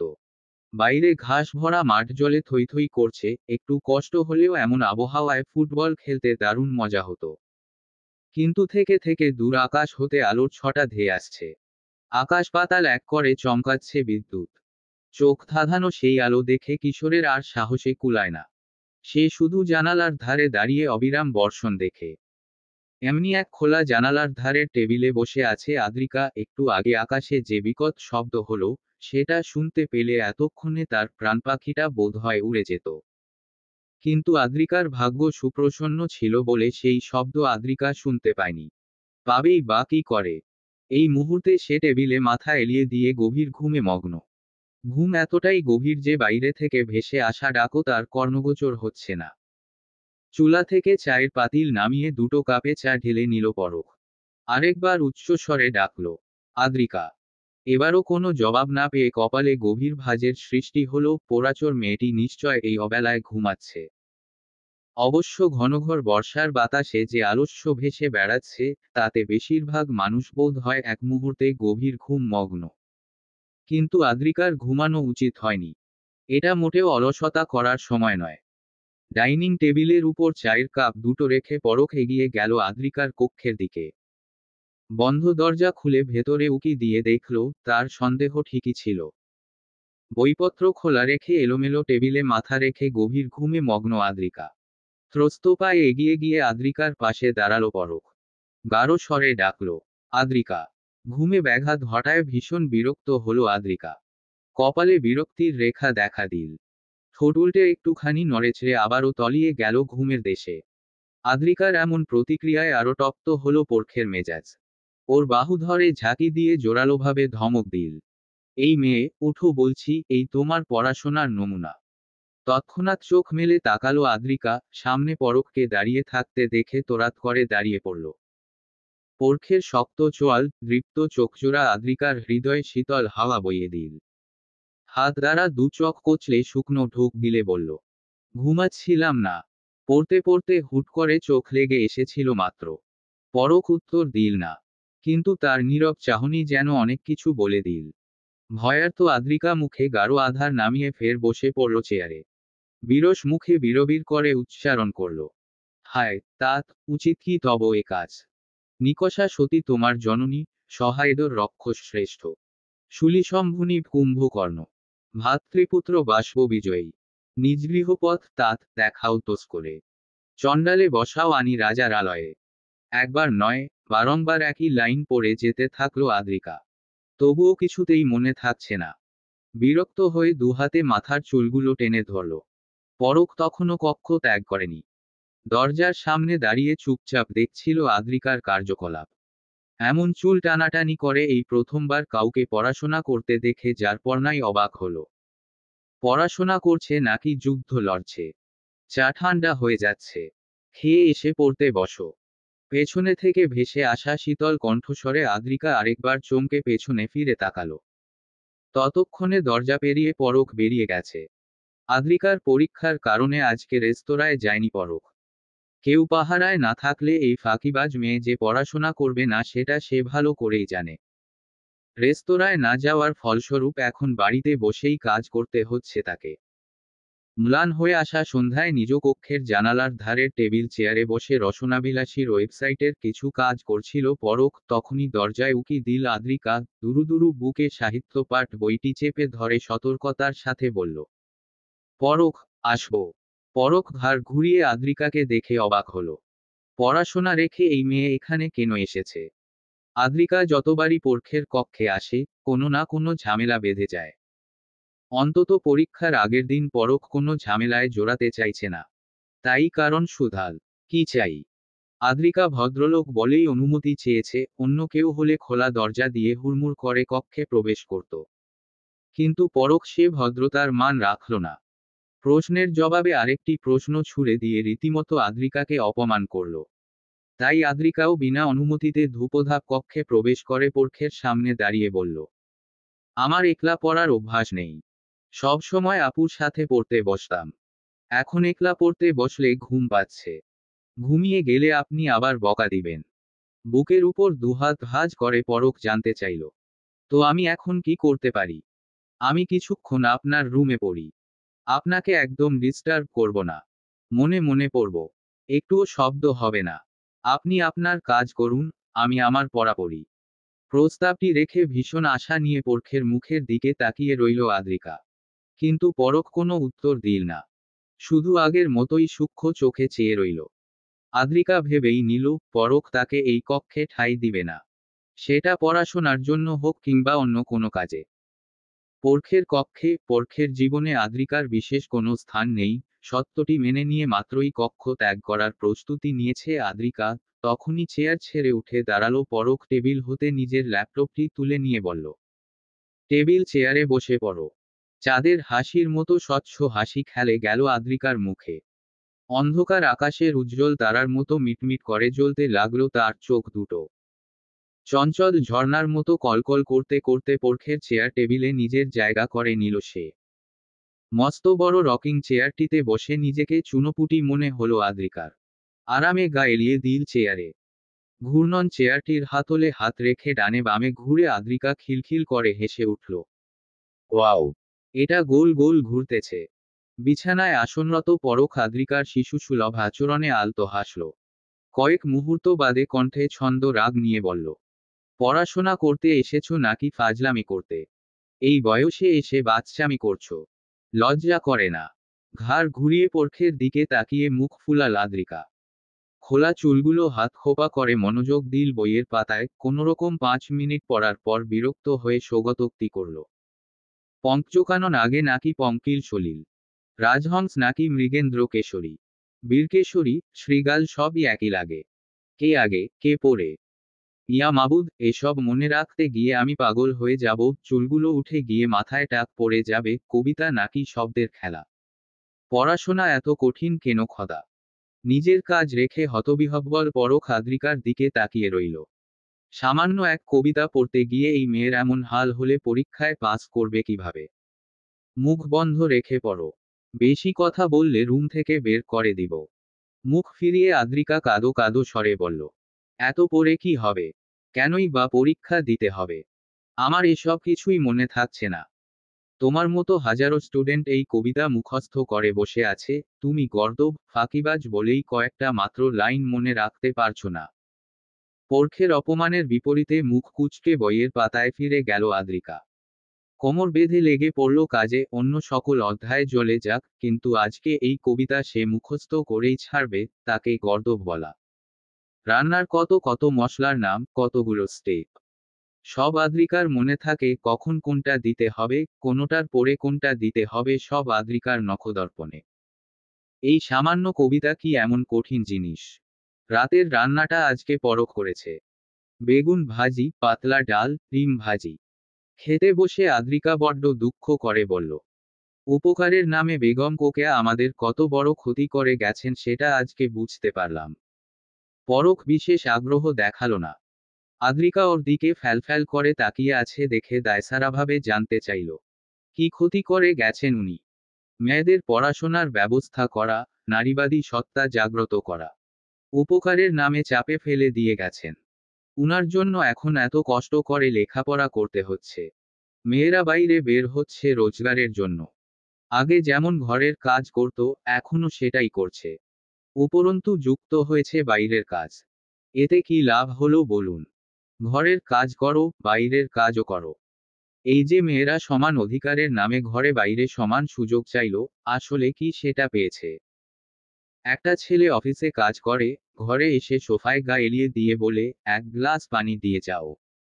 অন্যদিকে একটা মেয়ে অফিস থেকে এসে ব্যাগটা রেখে ছুটে যায় রান্নাঘরে। স্বামীকে এক গ্লাস পানি এগিয়ে দিয়ে তারপর নিজের শুকনো গলা ভেজায়। এই হলো সমান অধিকারের নমুনা। সমান অধিকার চাইলে এমনভাবে চাও, যেন অফিস থেকে ফিরে সংসারের কাজ দুজনে ভাগাভাগি করে নেওয়া হয়। নির্বোধের দল। স্বাধীনতা চাইতে গিয়ে ঘাড়ের উপর দ্বিগুণ বোঝা তুলে নিয়েছে। এখন ঘরেও কাজ করো, বাইরেও কাজ করো। তারপর পড়াশোনা নামক এক ঝামেলা তো আছেই। আদ্রিকার কথায় পরখ ভ্রু কুঁচকে শীতল চোখে তাকিয়ে রইল। মেয়েটা ঠিক কি বলতে চাইছে? What you mean by this? কত কথাই তো বললাম। কোনোটার কথা বলছেন? ঘরে বাইরে কাজের যে তুলনাটা তুমি দিলে, সেটা কেন দিলে? Just because I force you to work outside. I told you to make your own identity. তোমার মনে হচ্ছে আমি নারী পুরুষ সম অধিকারের ফায়দা নিচ্ছি। তোমাকে দিয়ে ঘরে বাইরে উভয় কাজ করাচ্ছি। পরখের কথায় আদ্রিকা থমথমে খেয়ে গেল। সে কখন এমন অভিযোগ করল? এতক্ষণের উচ্ছ্বসিত পরিবেশে হঠাৎ করে যেন দমকা হাওয়া বয়ে গেল। আমতা আমতা করে আদ্রিকা বলল, ওটা তো জাস্ট কথার কথা বললাম। Just a example. No, it's not just a example. তুমিও বাইরে কাজ করো, আমিও করি। বাড়ি ফিরে আমি কখনো তোমার কাছে পানি চাইনি। কখনো কোনো কাজের জন্য তোমাকে হুকুম করিনি। যখন তুমি রেস্তোরাঁয় কাজ করতে না, তখনও আমি তোমাকে কোনো কাজের আদেশ দেয়নি। রান্নাবান্না যা করার তুমি নিজে করেছো। নিজের চাহিদায় করেছো। I didn't force you. যদি তোমার চাপ মনে হয় তবে করো না। এ বাড়িতে তুমি আসার আগে সব কাজ আমিই করতাম। এখনো করতে পারবো। হাত গুটিয়ে থাকার মতো মানুষ আমি নই। বরং নিজের কাজ আমি নিজেই করতে পছন্দ করি। তোমার সাহায্যের আমার প্রয়োজন নেই। এত এত কথা শোনার পর আদ্রিকা হতবাক হয়ে গেল। পরীক্ষা নিয়ে অতিরিক্ত চিন্তার ফলে সে না হয় ফ্রাস্ট্রেটেড হয়ে কিছু কথা বলে ফেলেছে। সেগুলো বাড়িয়ে ছড়িয়ে কোন দিকে নিয়ে যাচ্ছে পরখ। ছলো চোখে পরখের কঠোর মুখটির দিকে তাকিয়ে সিক্ত কণ্ঠে আদ্রিকা বলল, এমন কোনো অভিযোগ আমি করিনি। রান্নাবান্না করা, ঘর গুছানো, কাপড় ধোয়া এসব নিয়ে আমার কোনো সমস্যা নেই। সংসারের কাজ করতে আমার ভালো লাগে বলেই করছি। আমরা মেয়েরা ভালোবেসে সংসার করি, কোনো দায়িত্ববোধ থেকে নয়। ওহ, তবে রেস্তোরাঁর কাজটা তোমার উপর আমি চাপিয়ে দিয়েছি, তাই তো? পড়াশোনা চাপিয়ে দিয়েছি, এটাই বলতে চাইছো? বেগম রোকেয়াকে নিয়ে একটু আগে যা বললে, সেটা বেগম রোকেয়ার সময়কালে জন্মালে অবশ্যই বলতে না। উনার লেখা অবরোধবাসিনী বইটি একবার পড়ো। সে যুগে মেয়েদের অবস্থা কতটা করুণ ছিল সেটা আগে জেনে নিও। তাহলে নারী শিক্ষার মর্ম বুঝবে। আর আমি জোর করেছি বলে তোমাকে নিজ ইচ্ছের বিরুদ্ধে কোনো কাজ করতে হবে না। আমি বলেছি বলে তুমি কেন কিছু করবে? Who I am to you? I'm nobody. আমাদের মাঝে কোনো প্রকার সম্পর্ক নেই, সেটা আগেও হাজারবার তোমাকে বলেছি। আমাকে কেন্দ্র করে নিজের জীবনের সিদ্ধান্ত নেওয়া বন্ধ করো। হতভম্ব আদ্রিকাকে টেবিলে বসিয়ে রেখে এটো প্লেট হাতে নিয়ে পরখ উঠে গেল। আদ্রিকার আর খাওয়া হলো না। নিশ্চল বসে রইল আরো কিছুক্ষণ। পরখের সাথে মন খুলে কোনো কথা বলা যায় না। দুজনের যে কোনো আলোচনা কোনো না কোনোভাবে ঝগড়ার দিকে চলে যায়। স্বামী স্ত্রী যদি নিজেদের মধ্যে মন খুলে কথাটুকুও বলতে না পারে, তবে সেটা কেমন সম্পর্ক হলো? এতটাই ঠুনকো বন্ধনের উপর ভর করে আদৌ জীবন চলে? অনেকদিন পর আবারও নিজেকে ভীষণ একা মনে হলো আদ্রিকার। এই চার দেয়ালের মাঝে তার নিজের বলে কেউ নেই, যাকে নিজের মনের কথা বলা যায়। কোনোরকম নিয়ম কানুন, ভদ্রতার বাছবিচার না করে মনের দরজা খুলে দেওয়া যায়। নিজেকে সবচেয়ে দুর্বলভাবে তার সামনে তুলে ধরা যায়। না, এমন কেউ নেই আদ্রিকার জীবনে। সবার সাথে আদ্রিকাকে অভিনয় করে চলতে হয়। নিজ পরিবারের সামনে দাম্পত্য জীবনে সুখী হওয়ার অভিনয়, শ্বশুরবাড়ির লোকজনের সামনে যোগ্য বউ হওয়ার অভিনয়, স্বামীর সামনে একজন পরিপক্ক মানসিকতা সম্পন্ন জীবনসঙ্গী হওয়ার অভিনয় করে যেতে হয়। কেন একজন নারী নিজ অসম্পূর্ণতা নিয়ে মাথা উঁচু করে দাঁড়াতে পারে না? কেন তাকে শুধুমাত্র পরিপূর্ণ, পূর্ণতাপ্রাপ্ত হতে হবে? তীক্ষ্ণ দন্তের মাঝে অধর চেপে ধরে কান্না আটকালো আদ্রিকা। কিন্তু চোখের জল আটকানোর মতো পরিপক্কতা সে এখনো অর্জন করতে পারেনি। তাই চক্ষু জলে কপল ভেসে গেল। এই মুহূর্তে পরখের মুখোমুখি হওয়ার ইচ্ছে না থাকা সত্ত্বেও হাতের কাজগুলো গুছিয়ে পরখের কক্ষের দিকে অগ্রসর হলো আদ্রিকা। পরখের পড়ার টেবিলে ওর বইপত্র রয়েছে, ওগুলো নিয়ে আসতে হবে। সকালে ভার্সিটির জন্য ব্যাগপত্র গোছাচ্ছিল পরখ, আদ্রিকাকে ক্লান্ত পায়ে কক্ষে প্রবেশ করতে দেখেও যেন দেখল না। অথচ একটু আগে যার মুখ দর্শন করতেও ইচ্ছে হচ্ছিল না, এই মুহূর্তে তার সাথে কথা বলার জন্য আদ্রিকার বেহা মন উসখুস করতে লাগলো। কিন্তু না, সমস্যা আরো গাঢ় করার ইচ্ছে আদ্রিকার নেই। সে নিজের মনকে কড়া চোখ রাঙানি দিয়ে সোজা হেঁটে গিয়ে বসল চেয়ারে। বিক্ষিপ্ত মনে বইয়ের সমস্ত লেখা বিষাক্ত ঠেকেছে। একের পর এক পাতা উল্টিয়ে যাচ্ছে আদ্রিকা। কোনো কিছু পড়তে ইচ্ছে করছে না। বইয়ের পাতায় মনোযোগ ধরে রাখা সম্ভব হচ্ছে না। মনটা বারবার ছুটে যাচ্ছে কক্ষে অবস্থিত অন্য ব্যক্তিটির দিকে। সে ল্যাপটপ ব্যাগের চেইন আটকাচ্ছে, পানির বোতল হতে ঢকঢক করে পানি খাচ্ছে, মোবাইলটি টেবিলের উপর রাখছে। সবকিছুতেই আদ্রিকার মনের আগ্রহ অপরিসীম। এখানে মনোযোগের কোনো কমতি নেই। পরখ বিছানায় শুয়ে হেডবোর্ডে হেলান দিয়ে মোবাইলটি হাতে নিল। আদ্রিকা দু চোখ বন্ধ করে দীর্ঘশ্বাস ফেলে চেয়ার ঘুরিয়ে পরখের দিকে তাকিয়ে বিরক্তিমাখা সুরে বলল, কালকে আমার পরীক্ষা। পরখ পরখ মোবাইল থেকে দৃষ্টি সরিয়ে আদ্রিকার দিকে তাকালো। এই মেয়ের হয়েছেটা কি? ওর যে পরীক্ষা সেটা কি পরখ জানে না? নতুন করে বলার কি আছে? হেয়ালি করে পরখ বলল, তাই নাকি? নিচের ঠোঁট ফুলিয়ে আদ্রিকা অভিমান মিশ্রিত সুরে বলল, কালকে পরীক্ষা, এখনো আমার কত পড়া বাকি। অথচ আমি একটা লাইনও পড়তে পারতেছি না। আজকের দিনটা ঝগড়াঝাটি না করলে আপনার চলছিল না। পুরো মুডটাই নষ্ট করে দিলেন।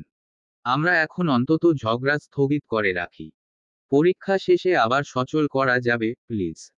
আদ্রিকার কথা শুনে সরু চোখে তাকিয়ে রইল পরখ। ঝগড়াঝাটি কি কোনো খেলা, যেটা ইচ্ছে করলেই স্থগিত করে রাখা যায়, আবার যখন ইচ্ছে পুনরায় চালু করা যায়?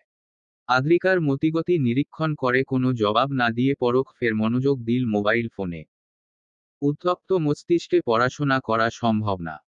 ওদিকে ঝামেলা মেটানোর কোনো সম্ভাবনা পরখের তরফ থেকে দেখা যাচ্ছে না। হতাশ আদ্রিকা বইপত্র গুছিয়ে নিল। চুলোয় যা কপা পড়াশোনা। জীবনের সমস্ত শান্তি এই পড়াশোনার পেছনে জলাঞ্জলি চলে যাচ্ছে। আদ্রিকা চেয়ার ছেড়ে উঠে দাঁড়ানো মাত্র পরখ বলল, পড়া শেষ করে যাও। আদিক্ষেতা দেখে গা জ্বলে উঠল আদ্রিকার। এবার সে নীরব থেকে উত্তপ্ত চাহনি ফিরিয়ে দিল পরখকে, তারপর গটগট করে কক্ষ থেকে বেরিয়ে এসে নিজের বিছানায় ধোপাস করে শুয়ে পড়ল। তাকে ওভাবে বেরিয়ে আসতে দেখে পরখের মুখটি হয়েছিল দেখার মতো। সেই হতবাক মুখটির কথা ভাবতেই আদ্রিকার ভীষণ শান্তি লাগল। প্রশান্ত মনে একসময় সে ঘুমিয়ে গেল। আজ আদ্রিকার উচ্চ মাধ্যমিকের টেস্ট পরীক্ষা। পরীক্ষার সময় নির্ধারণ করা হয়েছে দুপুর 12টায়। এমন অদ্ভুত সময়ে পরীক্ষা দিতে যাওয়ার কথা ভেবেই আদ্রিকার মেজাজ খারাপ হয়ে যাচ্ছে। প্রতিদিনের মতো আজও ভার্সিটির উদ্দেশ্যে বেরিয়েছে পরখ। তবে যাওয়ার আগে আদ্রিকার জন্য সকালের নাস্তা ও দুপুরের খাবার তৈরি করে রেখেছে। পরখ যখন ভার্সিটির জন্য তৈরি হচ্ছিল আদ্রিকা তখনও বেঘোরে ঘুমাচ্ছে। কে বলবে এই মেয়ের পরীক্ষা, অথচ সে সিলেবাস শেষ না করে নিশ্চিন্তে ঘুমাচ্ছে। ভার্সিটির উদ্দেশ্য বের হওয়ার আগে পরখ গেল আদ্রিকার কক্ষে, বকে ধমকে আদ্রিকাকে বিছানা থেকে তুলে দিল। খাবার টেবিলে একগাদা খাবার দেখে আদ্রিকা অবাক হয়ে তাকালো পরখের দিকে। পরখ অবশ্য অভিব্যক্তিহীন মুখে জানালো, খেয়ে দেয়ে পড়তে বসো। পরীক্ষা শুরু হওয়ার আধা ঘন্টা আগে বাড়ি থেকে বের হবে। অবশ্যই লাঞ্চ করে তবেই যেও। আজ সকালে সূর্য কোন দিকে উঠেছে ভেবে অবাক হলো আদ্রিকা। পূর্বেই উঠেছে কি? কাল রাতের ঝামেলার পর সকালবেলা পরখের এত সভ্য আচরণ আদ্রিকার বিশ্বাস হতে চাইছে না। মনে হচ্ছে সবটাই ভ্রম। মুখে স্নিগ্ধ হাসি ঝুলিয়ে বইপত্র নিয়ে সে চলে গেল পরখের পড়া টেবিলে। একটানা কয়েক ঘন্টা পড়াশোনা করে পরখের নির্দেশনা মোতাবেক দুপুরের খাবার খেয়ে আধা ঘন্টা আগেই বাড়ি থেকে বেরিয়ে পড়ল। যথারীতি না ভালো না খারাপ মানের পরীক্ষা দিয়েছে আদ্রিকা, যাকে সহজ ভাষায় মোটামুটি বলা হয়। পরীক্ষা শেষে উৎসাহিত তরুণ তরুণী কলকল করতে করতে একাডেমির প্রাঙ্গণ ত্যাগ করছে। কয়েকজনের সাথে তাদের বাবা মা এসেছে। সযত্নে সন্তানের মাথায় হাত বুলিয়ে দিচ্ছে মমতাময়ী মা। টেস্ট পরীক্ষায় এমন অবস্থা হলে না জানি ফাইনাল পরীক্ষায় এরা কি করে। প্রধান ফটকের দিকে হাঁটতে শুরু করলো আদ্রিকা। হঠাৎ কোথা থেকে দৌড়ে এলো ইফফাত। এই আদ্রিকা, কোথায় যাচ্ছ?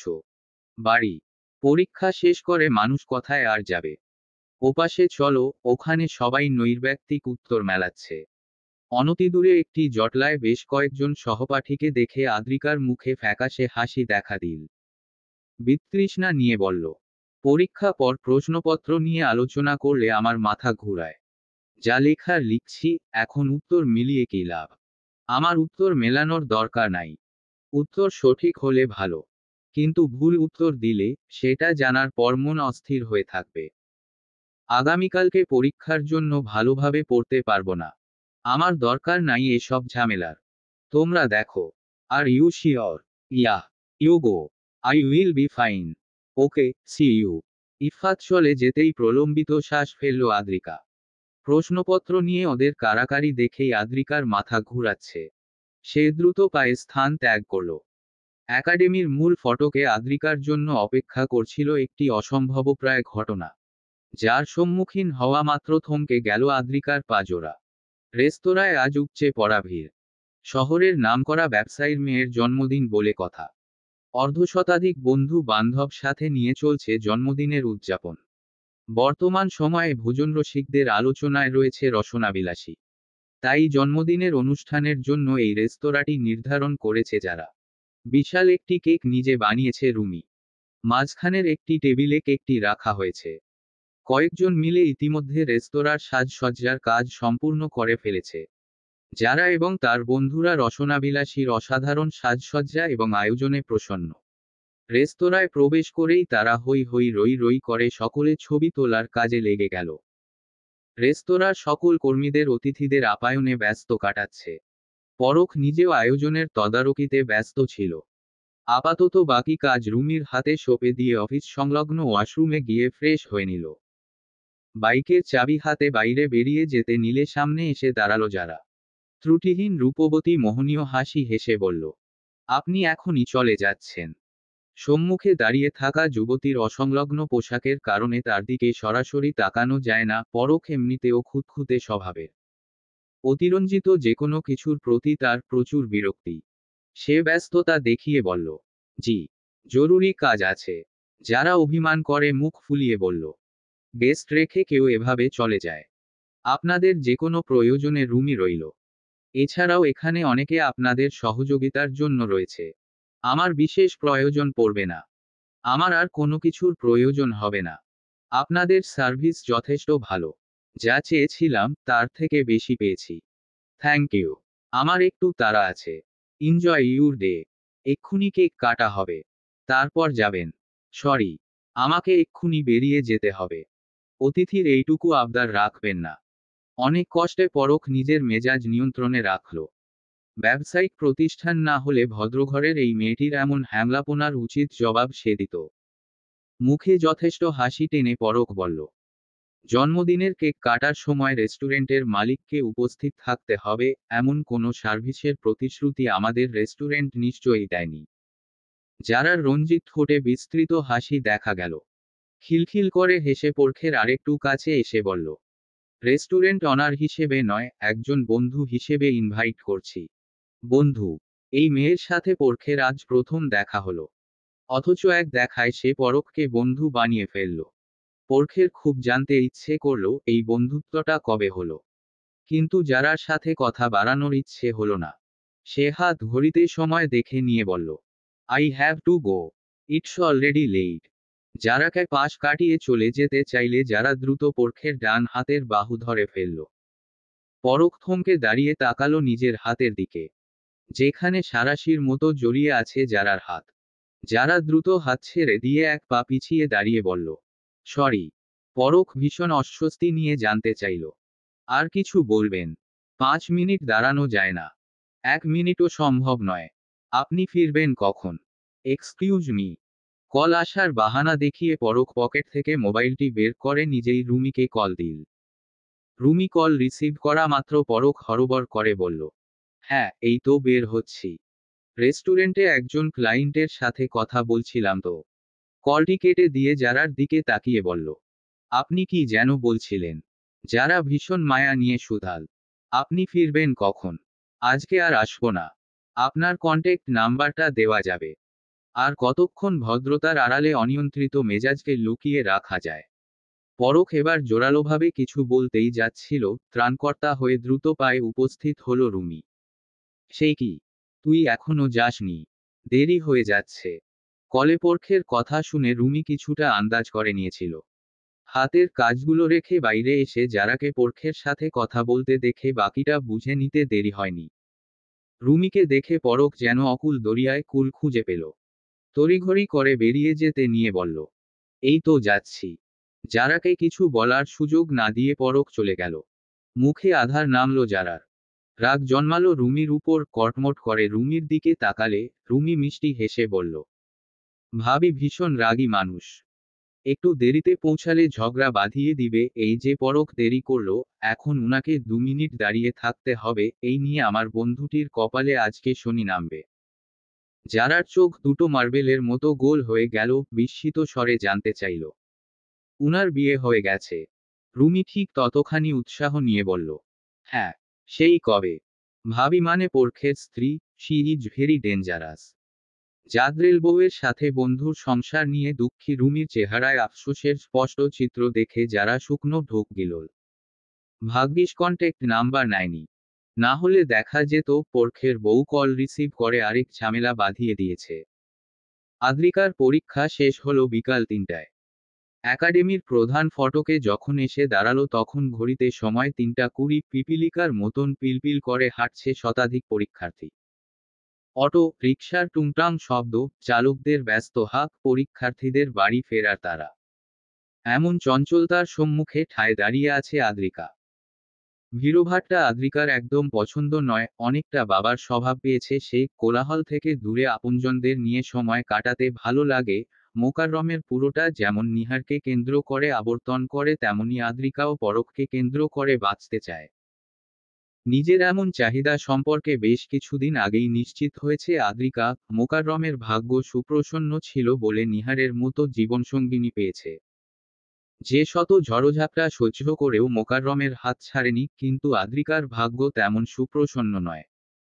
জীবনসঙ্গী নির্বাচনের ক্ষেত্রে বরাবর তার ভাগ্য মন্দ।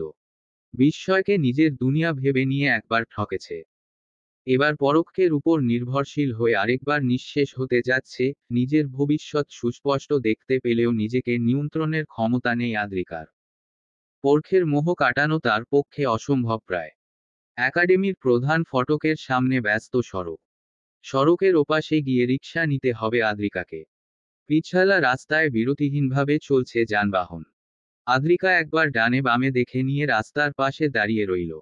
ভিড় কমে গেলে তবেই সে রাস্তা পার হবে। উদাস নয়নে রাস্তার অপর পাশে তাকাতেই আদ্রিকা থমকে গেল। হতবিহ্বল স্থির দৃষ্টিতে সে শুধু তাকিয়ে রইল। রাস্তার অপর পাশে বাইক থামিয়ে দাঁড়িয়ে ছিল পরখ। আদ্রিকাকে দেখতে পেয়ে পরখ সোজা হয়ে দাঁড়ালো। পরখ ভেবেছিল আদ্রিকা ওকে দেখতে পেয়ে রাস্তা পার হয়ে আসবে। কিন্তু মেয়েটা কেমন ভ্যাবলার মতন তাকিয়ে আছে। নড়াচড়া তো দূরের কথা, চোখের পলকটাও ফেলছে না। পরখ বিরক্ত হয়ে নিজেই রাস্তা পার হতে শুরু করলো। আদ্রিকা তখনও হতবাক বা ক্রুদ্ধ। পরখ তাকে নিতে আসবে এমনটা সে কখনো ভাবেনি। এতখানি কল্পনা করার দুঃসাহস তার নেই। আদ্রিকা শুধু কল্পনাতীত ঘটনাগুলো নিজের সাথে ঘটতে দেখে যাচ্ছে। পরখ রাস্তা পেরিয়ে আদ্রিকার কাছে এলো। গম্ভীর মুখে কি যেন জানতে চাইল। আদ্রিকা ঠিকঠাক শুনতে পেল না। সে ঘোর লাগা দৃষ্টিতে পরখকে দেখছে। জবাব না পেয়ে পরখ ওকে বলল, দাঁড়িয়ে রইলে কেন? চলো। আদ্রিকাকে অনড়ভাবে দাঁড়িয়ে থাকতে দেখে পরখ ওর হাত ধরে রাস্তা পার করতে লাগলো। আদ্রিকা মুগ্ধ নয়নে একবার পরখের হাতে নিজের ডান হাতের কবজি দেখল। আরেকবার চোখ তুলে পরখের ক্লান্ত মুখশ্রীর দীপ্ত চঞ্চল চোখজোড়া দেখল। কি পরম ভালোবাসায় আদ্রিকার হাত আঁকড়ে পরখ এগিয়ে যাচ্ছে। এক হাতে আদ্রিকার হাত, অন্য হাত বাড়িয়ে দ্রুতগামী গাড়িকে গতি কমানোর নির্দেশনা দিচ্ছে। রাস্তার পার করে পরখ আদ্রিকার হাত ছেড়ে বাইকে উঠে বসল। আদ্রিকাকে তখনও দাঁড়িয়ে থাকতে দেখে বলল, কি হলো? দাঁড়িয়ে রইল কেন? উঠো, ঝালমুড়ি খাবো। অসময়ে এমন অদ্ভুত আবদার শুনে পরখ ভ্রু কুঁচকে তাকালো। এবেলা ঝালমুড়ি কে খায়? আশেপাশে তাকিয়ে ঝালমুড়ির কোনো দোকান দেখতে পেল না পরখ। কপালে বিরক্তির ভাঁজ ফেলে বলল, এখানে ঝালমুড়ির দোকান কোথায়? আমি কাউকে দেখতে পাচ্ছি না। আদ্রিকার দৃষ্টি তখনও নত। ওভাবেই বলল, একাডেমির ভেতরে আছে। রাস্তার পার হয়ে এসে এখন বলছে ঝালমুড়ি খাওয়ার কথা। স্বভাবতই পরখের রাগ হলো। একটা ধমক দিয়ে ঝালমুড়ি খাওয়ার প্রস্তাব নাকচ করতে যাচ্ছিল পরখ। কিন্তু আদ্রিকার ছলছল দৃষ্টি দেখে আর কিছু বলল না। হঠাৎ মেয়েটার কি হয়েছে কে জানে। মুখ গোমড়া করে আছে, প্রয়োজনের বাইরে তেমন কোনো কথাও বলছে না। এখন ঝালমুড়ি খেতে হবে না বললে কান্নাকাটিও শুরু করে দিতে পারে। উন্মাদিনীর পক্ষে কোনো কিছু অসম্ভব নয়। পরখ চুপচাপ বাইক থেকে নেমে পড়ল। ঝালমুড়ি খাওয়ার খুশিতে কারো মুখে এমন হাসি ফুটতে পারে, জানা ছিল না পরখের। আদ্রিকার উচ্ছ্বসিত মুখটির দিকে আরেকবার তাকিয়ে সে রাস্তা পার হওয়ায় মনোযোগ দিল। ব্যস্ত রাস্তায় এক পা ফেলতেই পরখ খেয়াল করল, আদ্রিকা খপ করে ওর হাত ধরে ফেলেছে। মুহূর্তেই যারার কথা মনে পড়ল পরখের। বেয়াদব মেয়েটা তখন পরখের হাতটি এভাবেই ধরেছিল।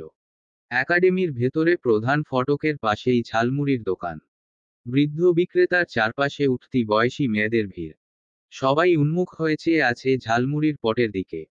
সামান্য দূর থেকে পরখ উঁচু কণ্ঠে একটি ঝালমুড়ির অর্ডার দিল। পুরুষালী কণ্ঠে সকলে পেছনে ফিরে তাকালো। পরখ খেয়াল করল কয়েকটি মেয়ে তাকে দেখে একপাশে সচেতন হয়ে দাঁড়িয়েছে। বন্ধ হয়েছে তাদের নিজেদের মধ্যে হাসি। গলার স্বরও এখন কানে বাজছে না। ওদের চাহনি দেখে পরখ নিশ্চিত হলো, মেয়েগুলো পরখের ডিপার্টমেন্টের স্টুডেন্ট। ফ্যাকাল্টিকে দেখে নিজেদের উদ্ধৃত আচরণে নিয়ন্ত্রণ এনেছে।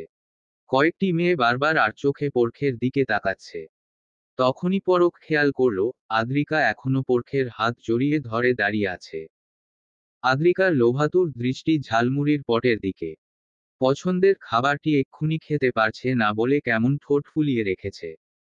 এমন সরল চেহারার দিকে তাকিয়ে কিছুক্ষণ আগে হাত ছাড়িয়ে নেওয়ার যে চাহিদাটি পরখের মধ্যে জাগ্রত হয়েছিল, তা বাতিল করল পরখ। ঝালমুড়ি তৈরি হওয়া মাত্র আদ্রিকা ছুটে গিয়ে ঝালমুড়ি নিয়ে এলো।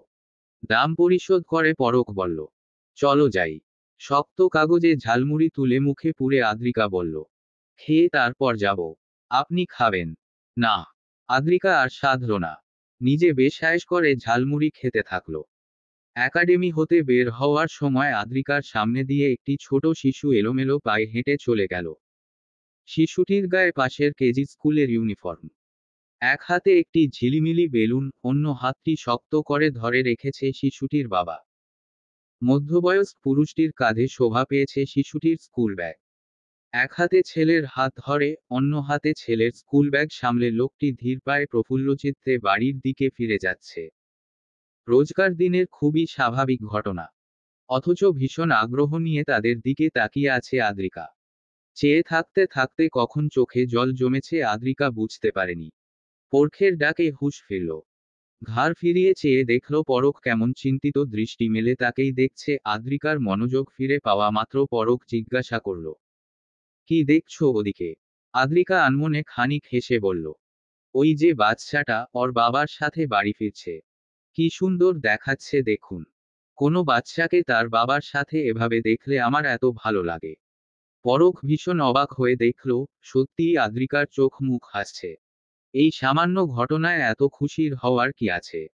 ভাবতে লাগলো পরখ। তখনই আদ্রিকা বলল, আমার আব্বু কখনো আমাদের সাথে কোথাও বের হতো না, কখনো আমাদের নিয়ে ঘুরতে যেত না।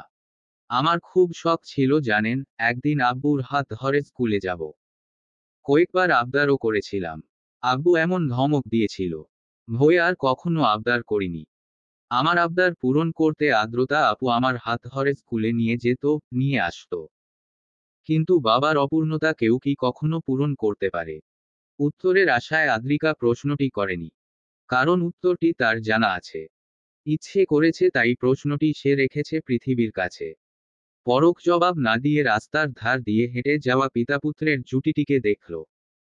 একটা বয়স পর্যন্ত ইবনুল ইবতেহাজ এভাবেই পরখকে স্কুলে নিয়ে গিয়েছে। এরপর পরখ বড় হলো, নিজস্ব গণ্ডিতে আটকা পড়ল। নিজের ইচ্ছা অনিচ্ছা তৈরি হলো, মতামত জানাতে শিখল। ধীরে ধীরে বাড়ল পিতাপুত্রের মধ্যকার দূরত্ব। শিশুকালের সেই সোনালী অতীত স্মরণ করে ক্ষণিকের জন্য পরখ ভাবাক্রান্ত হয়ে পড়েছিল। পাশ থেকে আদ্রিকা বলল, বাচ্চাকে বাবা মায়ের কাছাকাছি থাকতে দেখলে আমার খুব ভালো লাগে। ধ্যানমগ্ন পরখ ঘাড় ফিরিয়ে দেখল আদ্রিকা কেমন বোকা বোকা হাসছে। পরখ ওর মানসিক অবস্থা খানিকক্ষণ নিরীক্ষণ করে বলল, তুমি যে তোমার বাবাকে সবচেয়ে বেশি ভালোবাসো সেটা জানো? আদ্রিকা মাথা নিচু করে লাজুক হাসল। জানি। তোমার বোনের থেকেও বেশি ভালোবাসো তোমার বাবাকে। অথচ তোমার বড় বোন তোমাকে নিঃস্বার্থ ভালোবাসা দিয়ে গেছে। তুমি কি না ভালোবাসলে তোমার উদাসীন বাবাকে? আদ্রিকা অপরাধীর মতো মাথা নিচু করে রইল। ভালোবাসা আসে মন থেকে। নিয়ন্ত্রণহীন মনের কার্যকলাপের উপর কারো নিয়ন্ত্রণ কি করে চলবে? মনকে নিয়ন্ত্রণ করতে পারলে আদ্রিকা প্রথমেই পরখের প্রতি সীমাহীন ভালোবাসাকে নিয়ন্ত্রণ করত, কিন্তু হয় তা সম্ভব নয়। বরং চক্রবৃদ্ধি হারে বাড়ছে সে ভালোবাসা। আজকের এই ছোট ঘটনার পর আদ্রিকার হৃদয়ে পরখ স্থায়ীভাবে বসত গড়ে নিল। এবার পরখ পৃথিবীর যে কোনো প্রান্তে চলে যাক, আদ্রিকা কিছুতেই পরখকে নিজের জীবন থেকে মুছে ফেলতে পারবে না। পরখ বাইকের ইঞ্জিন চালু করে আদ্রিকাকে ইশারায় বাইকে উঠতে বলল। আদ্রিকা নিঃশ্বাস শরীরে ধীর পায়ে উঠে বসল বাইকে। বাইক ছুটতে শুরু করলে পরখের পিঠে মাথা ঠেকিয়ে আদ্রিকা চোখ বন্ধ করে নিল। পরখের প্রতি উথালপাতাল অনুভূতির জোয়ারে হাবুডুবু খেতে খেতে আজ আদ্রিকা বড্ড ক্লান্ত। বারংবার নিজের কাছে প্রশ্ন করছে, কি আছে এই সম্পর্কের ভবিষ্যতে। আদ্রিকা জানে এই যাত্রাপথ সামান্য, তবুও পরখের সাথে এতটা মজবুত বাঁধনের সৃষ্টিকর্তা কেন বাঁধছে তাকে। চলবে। গল্প পরিণয়ে নোলক কন্যা। লেখনীতে অক্ষরমায়ী। সপ্তম